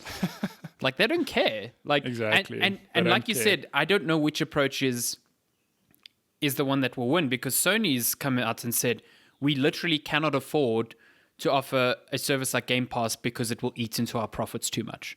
Like Jim Ryan says, it is not feasible financially for us to do that. Yeah. And Microsoft have said Game Pass isn't making them a lot of money right now, but they're looking at the long term. So eventually there will come this point where it's like Sony is spending hundreds of millions on these first party, exclusives, and putting them out there at a premium price and saying, this is at a premium price because you get a premium product. And Microsoft is saying, Yeah. if Microsoft starts coming out with games that start rivaling that premium experience and going, it's on Game Pass, Yeah. Sony is in a weird space then. Like, Yeah, that's my thing of like, we've been holding out, waiting for Xbox to put out, like, no offense to any games on Xbox One, but like they haven't had the first party. it's not the same. Lineup Yeah. that Sony. It's not the same. Like, call a spade a spade.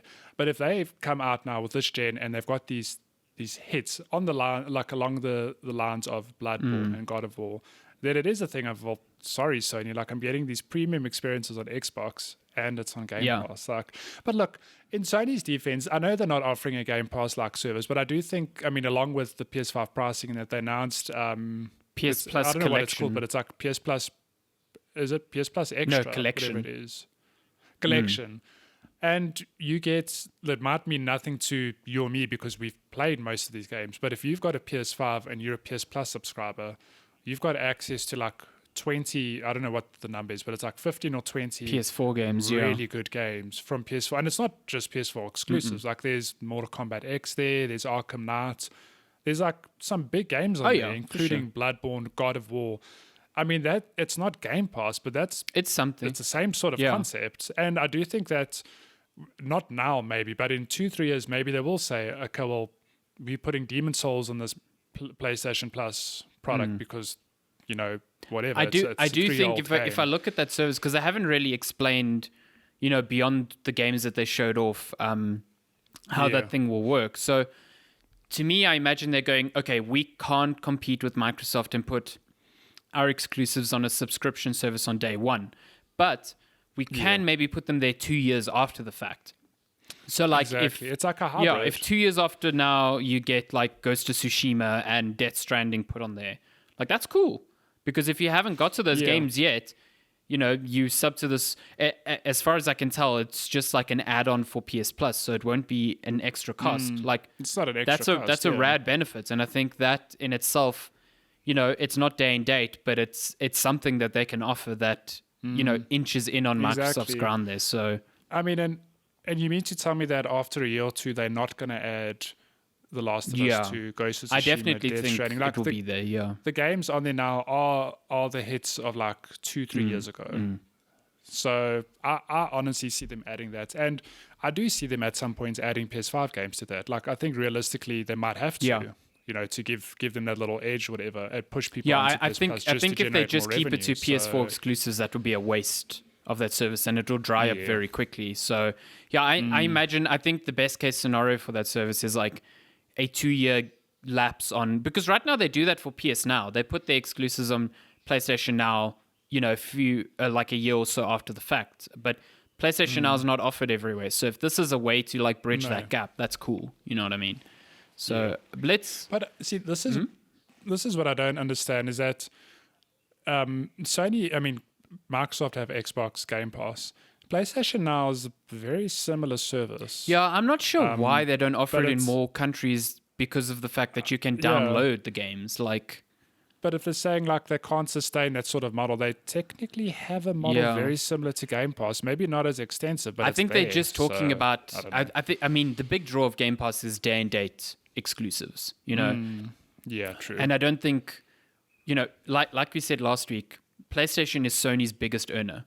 Xbox is not Exactly. Microsoft, so they can afford to take a profits hit. But like, you imagine trying to have that discussion at Sony, being like, "Hey, we're going to take our most profitable exclusives and make them free on the subscription service on day one." Like, I totally agree with. I see where Jim Ryan's coming from. It's like financially they just can't. They literally do it, cannot do yeah. that. So especially with the amount of money they're pouring into their exclusives. So you know what? It's two different this- philosophies, and I'm curious to see how they both. And this brings into question the conversation of, do you go discless or Yeah, as well. Yeah. because as big as Sony are, like I was telling Lenska about it, because she was saying like, are you going digital? Are you going disc? And I said, I don't know. Like, I want to save the money now, but it might be worth going disc purely because like I don't buy physical games hardly ever. But the reality is that as big as Sony are, they could fluff this generation, and they could not have a next gen console. I don't think it'll happen. Yeah, I don't think it'll it's very happen, yeah. unlikely. But that is the conversation of like their digital services could dry up. They could not exist, and then you've got nothing to show Yeah. for it. So I don't know. I pre-ordered a disc one interesting purely because conversation. when I went to pre-order, the digital one was sold out, and I was like, You well, sent from your Sony fuck. yacht. Yeah, I was like, well, fuck. I was gonna go for digital, but guess I'm getting that thick boy now. Thick boy. Yeah, the only thing I don't like about the disc one is that it's not Yeah, it symmetrical. bugs me so just much. doesn't sit as It's nice. so.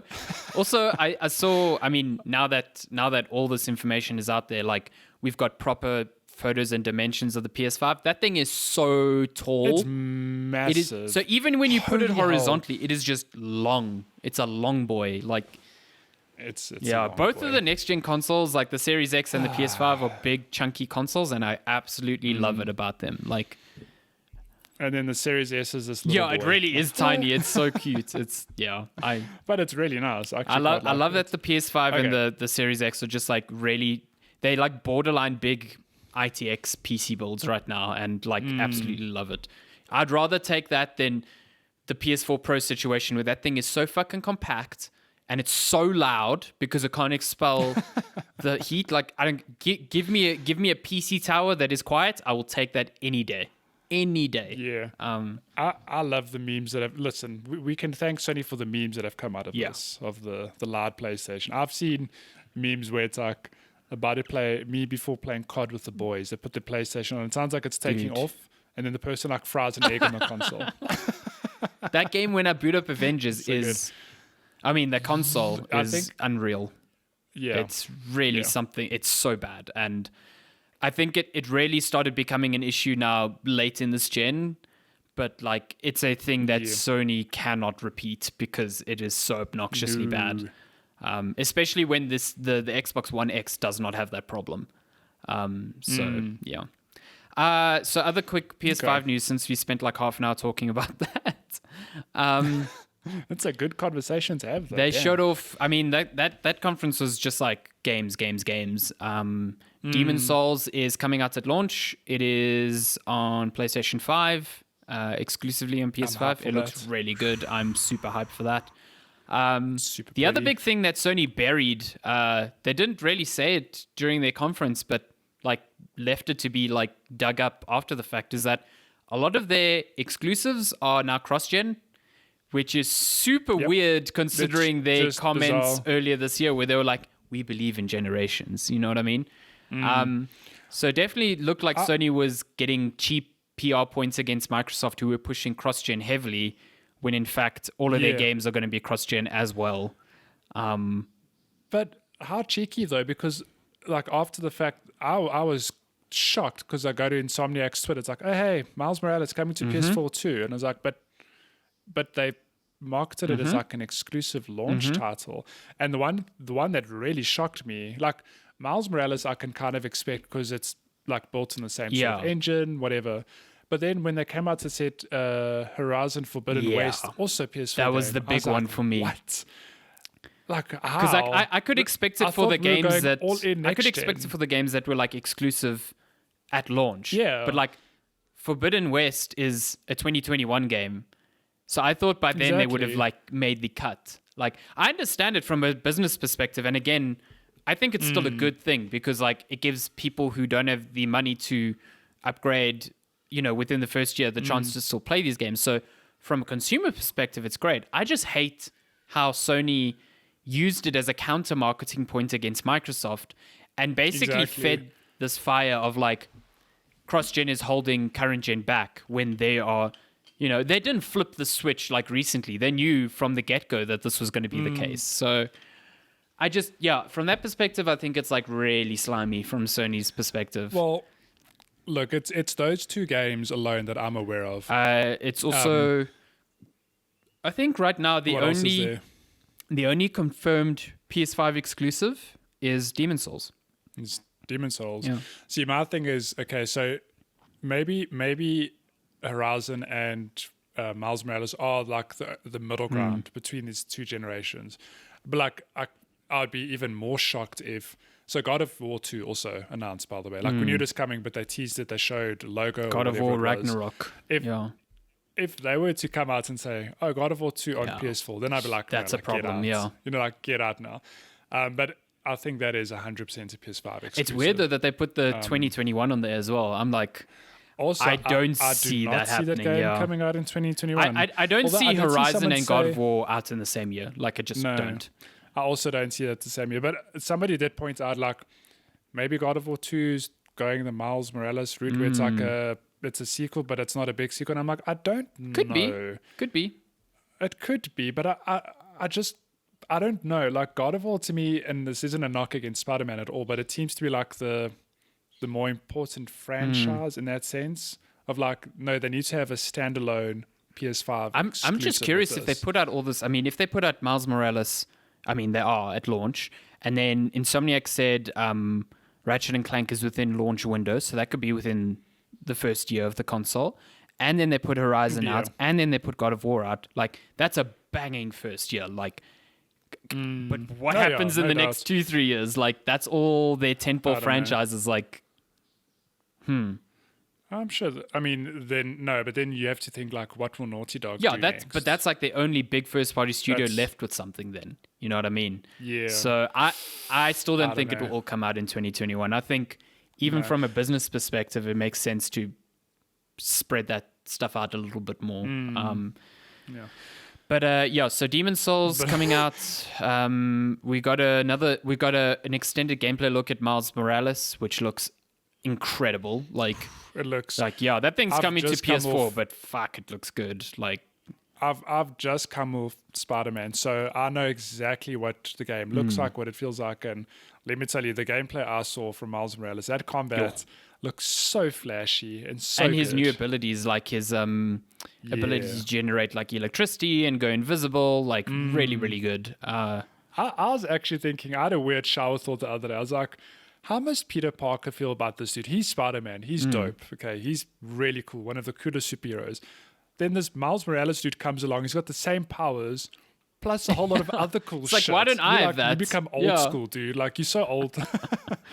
I don't know. I'm super keen for that game. They also announced that the Ultimate Edition will have a remaster of Spider-Man, the original Spider-Man from PS4, which will include things like ray tracing and new assets and stuff. And this is where it gets a bit confusing. Spider-Man PS4, obviously you can play it on PS5 and get backwards compatible, but Sony is not explicitly saying whether you can just upgrade your copy to the remastered version without buying the $70 version of Miles Morales, which That's weird. immediately is exactly the situation with Control, which we all know people shat on no. Control for that. And, the situation around Spider-Man seems identical and there's not much kerfuffle being made about it. And I think it's kind of bad. Like, I don't know. yeah. I don't know. Like, I get that it's extra work, I don't know, it's man. extra assets, extra ray tracing, all that. But there's this precedent set again by Microsoft that is like, yeah, this is all free.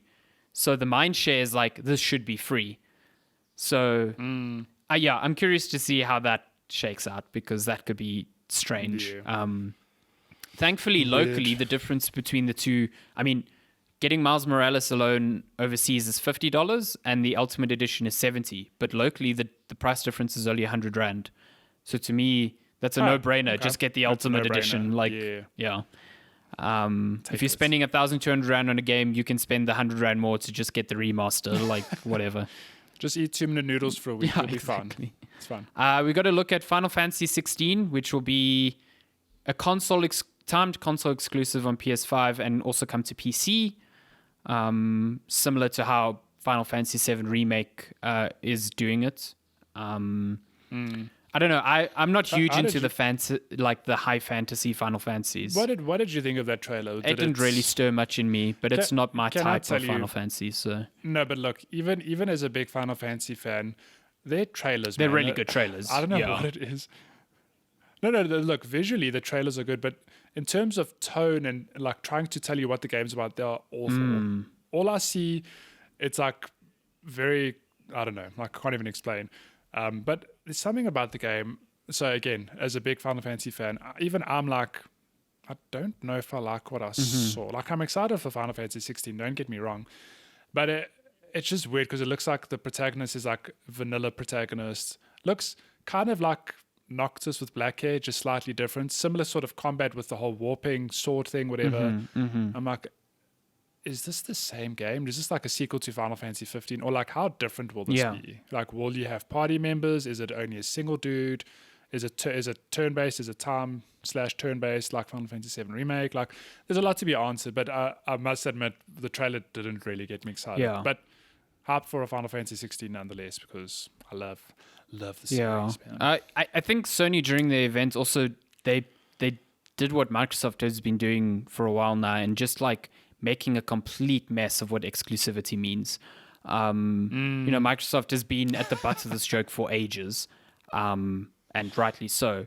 But man, Sony really fucking like made it even worse, because it was like Final Fantasy 16 got announced, and in big bold letters, it's like PlayStation console exclusive, and this tiny little text at the bottom is like Yeah. PC coming as well. And then later on, it turns out that it will come to other consoles as well. It's just a year of exclusivity. You know what I mean? my I think my gosh, camera that's so just died. funny. No, it never. Nah, it came back. Came I back. see you. Um, It did die for a second. And the same happened with Demon Souls. The trailer for Demon Souls came out talking about a PC collection, then got taken down because apparently that was incorrect. It was a mistake. Yeah, I don't. Yeah, I don't know. Anyway, so other things that got announced. Devil May Cry is getting a special edition that is only coming to Xbox One and PS5 and not PC, with all its ray tracing features, which Wow. is very confusing to Bizarre. me. Yeah, not sure why that is the case. Like you said, we got confirmation of God of War's PS5 follow-up, which is Ragnarok. God of War 2. We got another look at Resident Evil Village, which continues to look awesome. Cannot wait for that game. That is okay. You've played Resident Evil 4, right?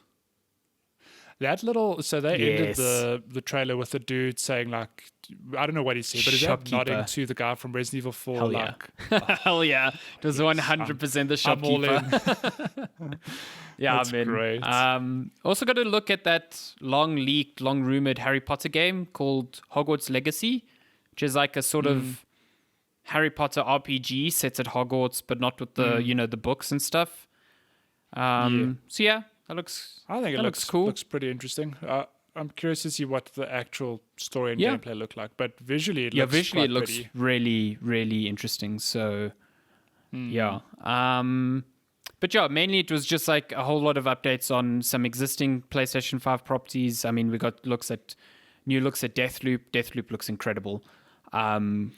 It really looks Yeah. good, and they put in more of an emphasis on the story. Yeah, it looks a lot more like a And- single player game now, because I was worried it was just an asymmetric Yeah. multiplayer game. So But the way they framed that story, I mean, if you guys haven't seen it, go watch a trailer now. It's like 4 or 5 minutes long.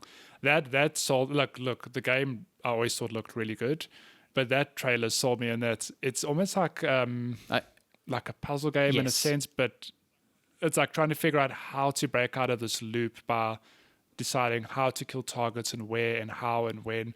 And I don't know how heavily they'll lean into that in the story, but it seems like that is quite a crucial I saw thing. someone describe it So, as like a mix see. between Dishonored and Hitman, and I like couldn't agree more. It's oh about my like gosh, timing. that seems awesome. Like you've got to make sure that all these people die within the single loop, and it just looks awesome. Like I can't wait to play that. Yeah.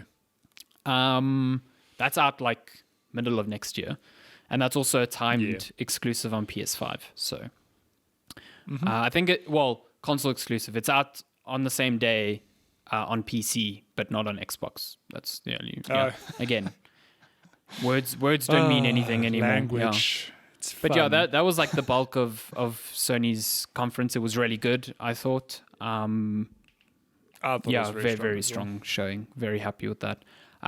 We also got news this week of Facebook announced the Oculus Quest 2, which will only be $300 this time, but it seems like reviews are kind of, well, I won't say mixed. There's a lot of positive reviews, but I read a review on Ars Technica which broke down a few things which I was like, ooh, like there's like less tracking dots on the controllers, so they say that the tracking feels a bit less accurate, while other reviews say they didn't notice a difference. The new strap seems a bit weird,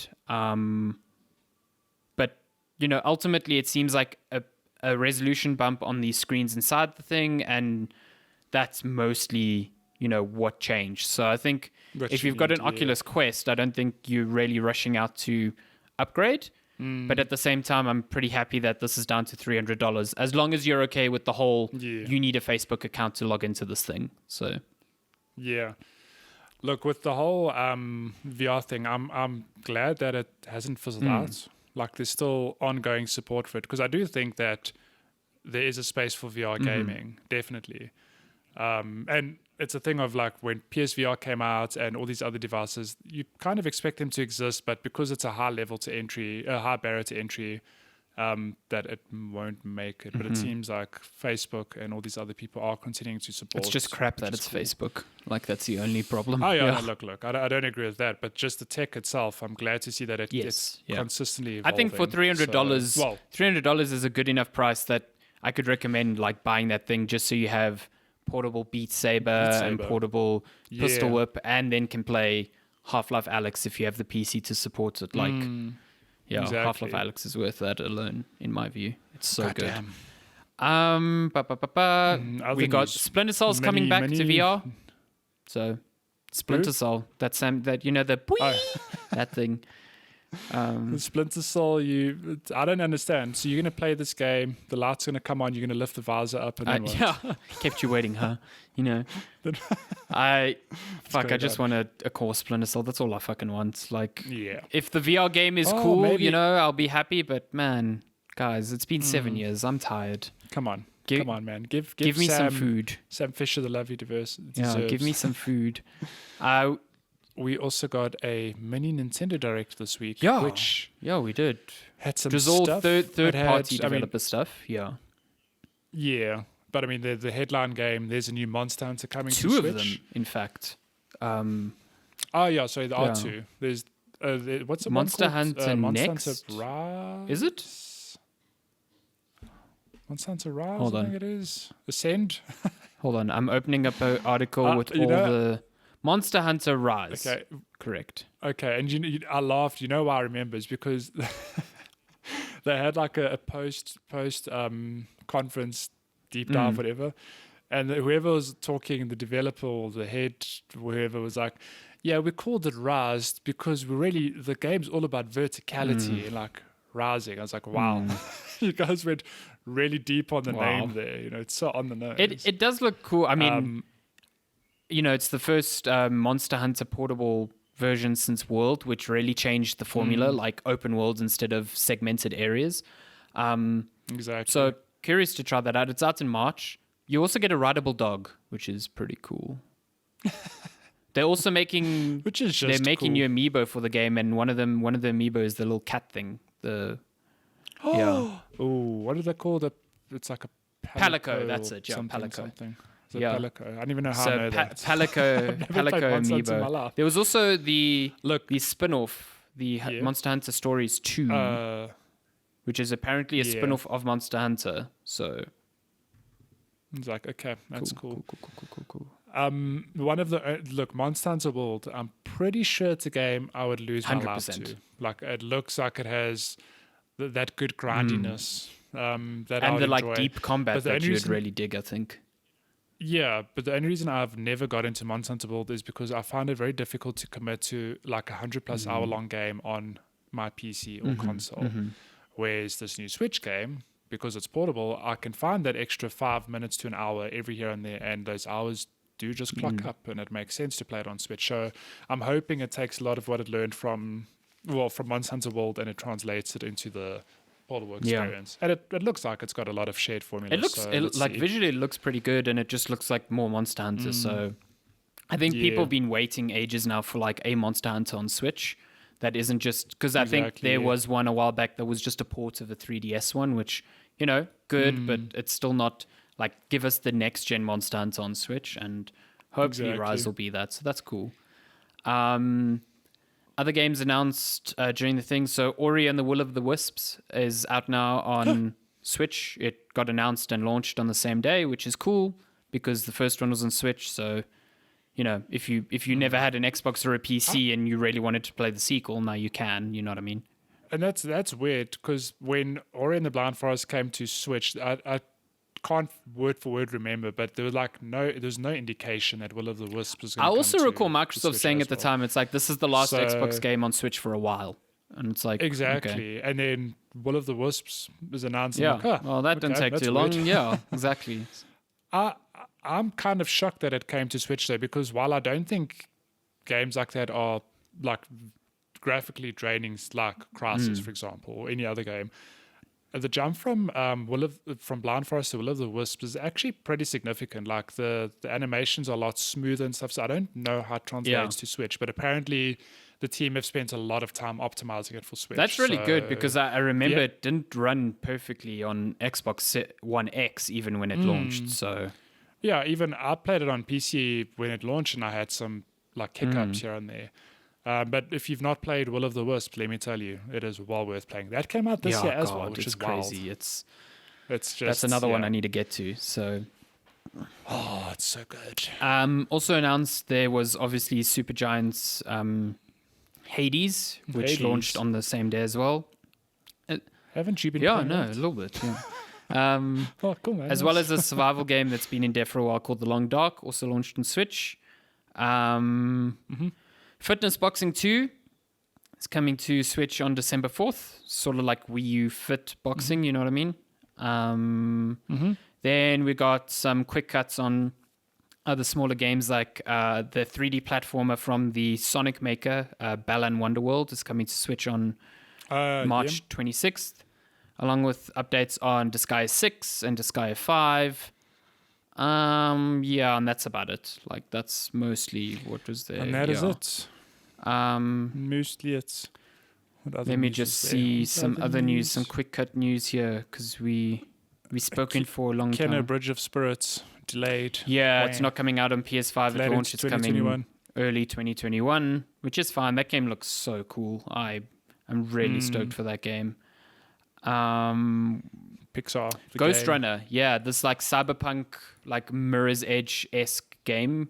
It's that one where it's like a first-person parkour thing, but you've got a samurai sword in a cyberpunk world. I don't know if you've seen it. That's out. That's out at the end of October, so that's pretty cool. Very keen to see that. Fall Guys got an update which Nice. remixed some of the levels, like added what they called Big Yeetus, which is ridiculous. Have you played that? Oh, I know I didn't talk about it, but I've been on and off playing Fall Guys for the last few weeks since it launched. I always play after every stream, like half an hour to an hour. That there was a severe problem with hackers in that game. Yes, like on PC. every second or third game there was a hacker, and it was very frustrating because you just quit. You're not going to win the game. But part of this update, they released their first version of like an anti-cheat system, whatever, and touch wood, to date I've not seen a hacker. That's awesome. That's since. fantastic. But those remix levels, let me tell you, they really refresh the experience, because now you've got the same levels, but they've obviously got some different nuances, or they've had some alterations, modifiers, whatever you want to call it, and it just keeps you on your toes. The game's always been fun, I found, but it's even more fun. Have you been There's a lot of yeeted by variation now. big eaters yet? Big yeeters is a good time. Let me tell you, if you time it right, you can get yeeted to the finish line. Really? Ooh. In The some strategy. instances, yeah. It's a thing of like, if you far back, you're not going to make it. It makes sense to try get hit by the hammer. Yeah, to I get mean, you over the you're not finish line. going to win by conventional means, so might as well just risk it all. No, you might as well just Yeah. try it. Yeah, so that's a good update. And I think season 2 is Soon, like a week yeah, or 2 away. soonish, with the whole Which is pretty medieval cool. vibe to it as well. That's yeah, cool. and some new levels. That's pretty much it. There was a report that there was a report that Bungie apparently tried to get Microsoft to buy them, and Microsoft refused because the price was too high. And then Bungie refuted the claim, but refuted it with wording that suggested like parts of the story were incorrect, not necessarily that there weren't talks for an acquisition. You know what I mean?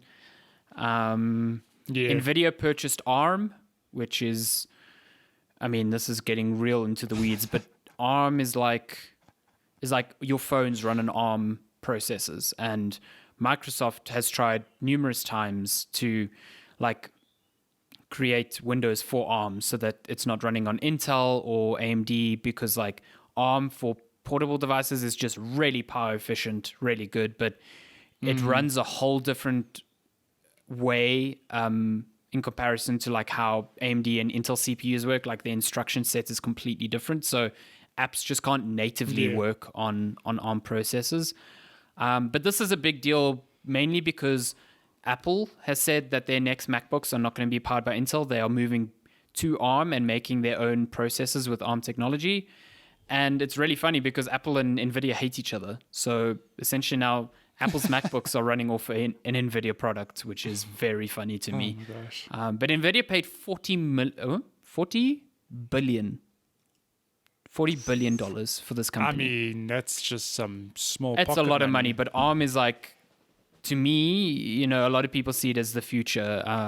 Microsoft released a Surface last year running on ARM, which wasn't fantastic, but it's like they keep chipping away at it, and someday it's going to get, you know, it's going to hit. Apple, meanwhile, unveiled a new processor called Leg. Get out of here. Get out of here. But yeah, that's cool.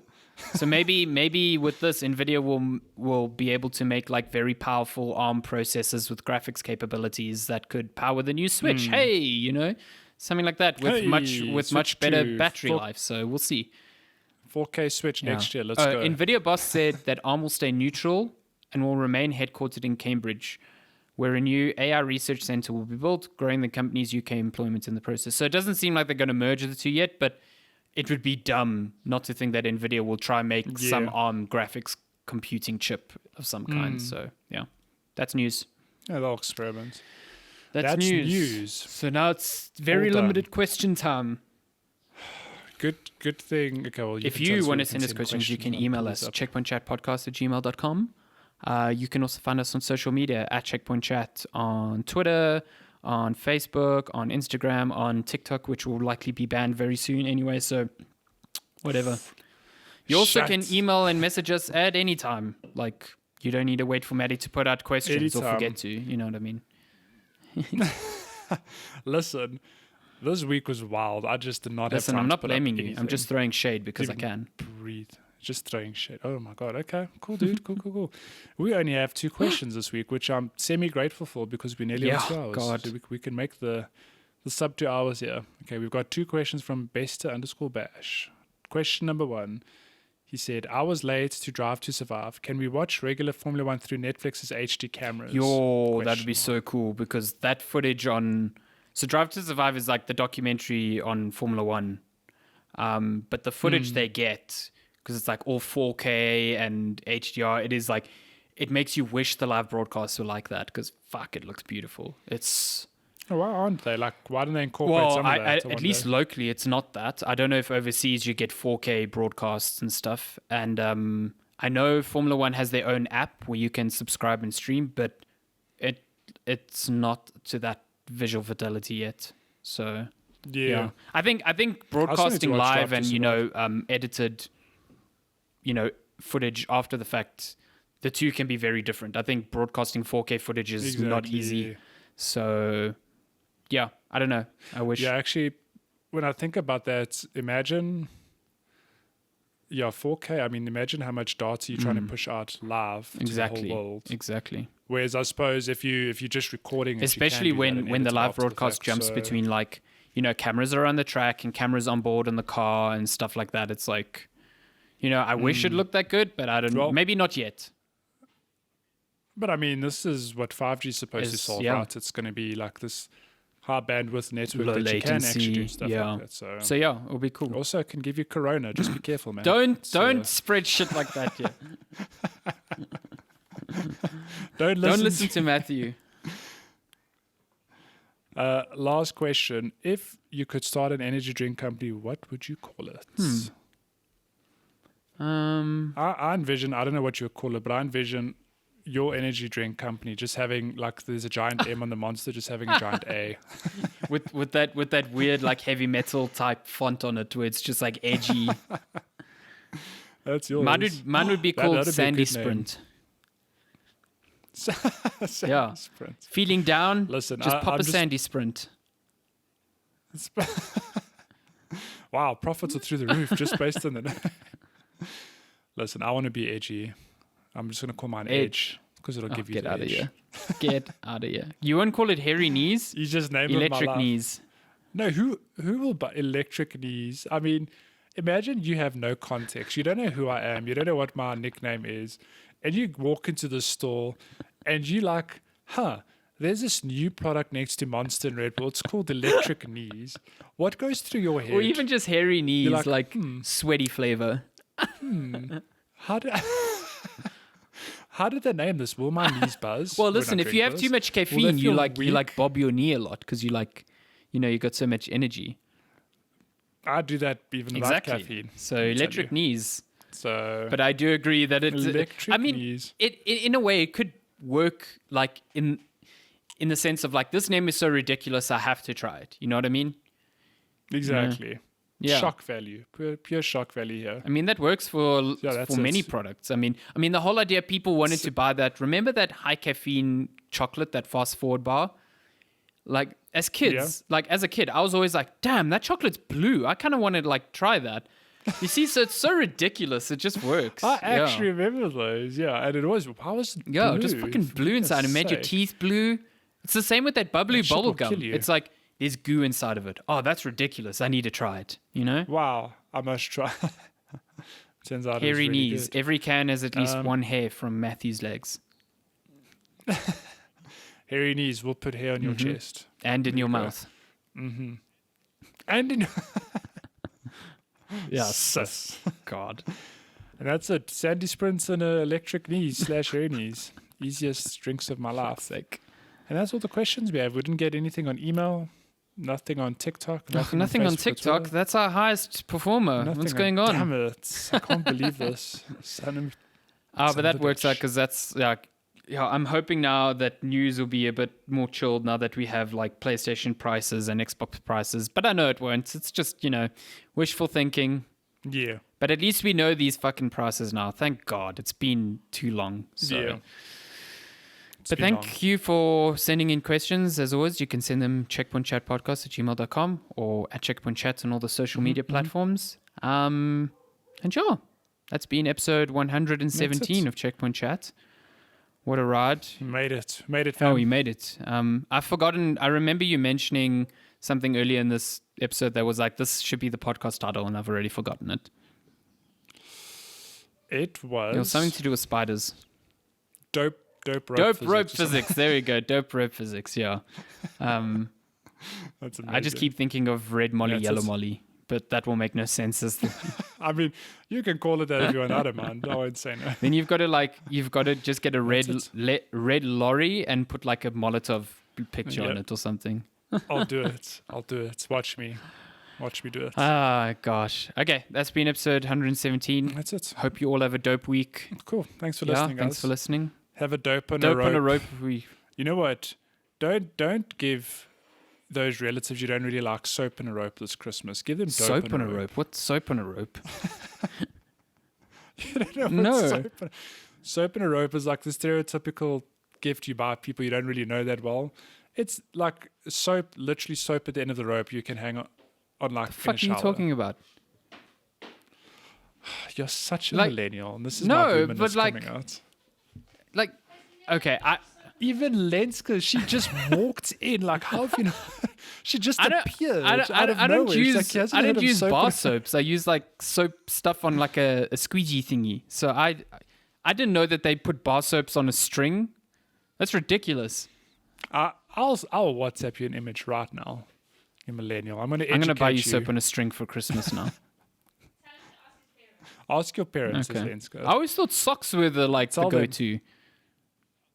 Yeah, socks Soap on a and rope. soap on a rope.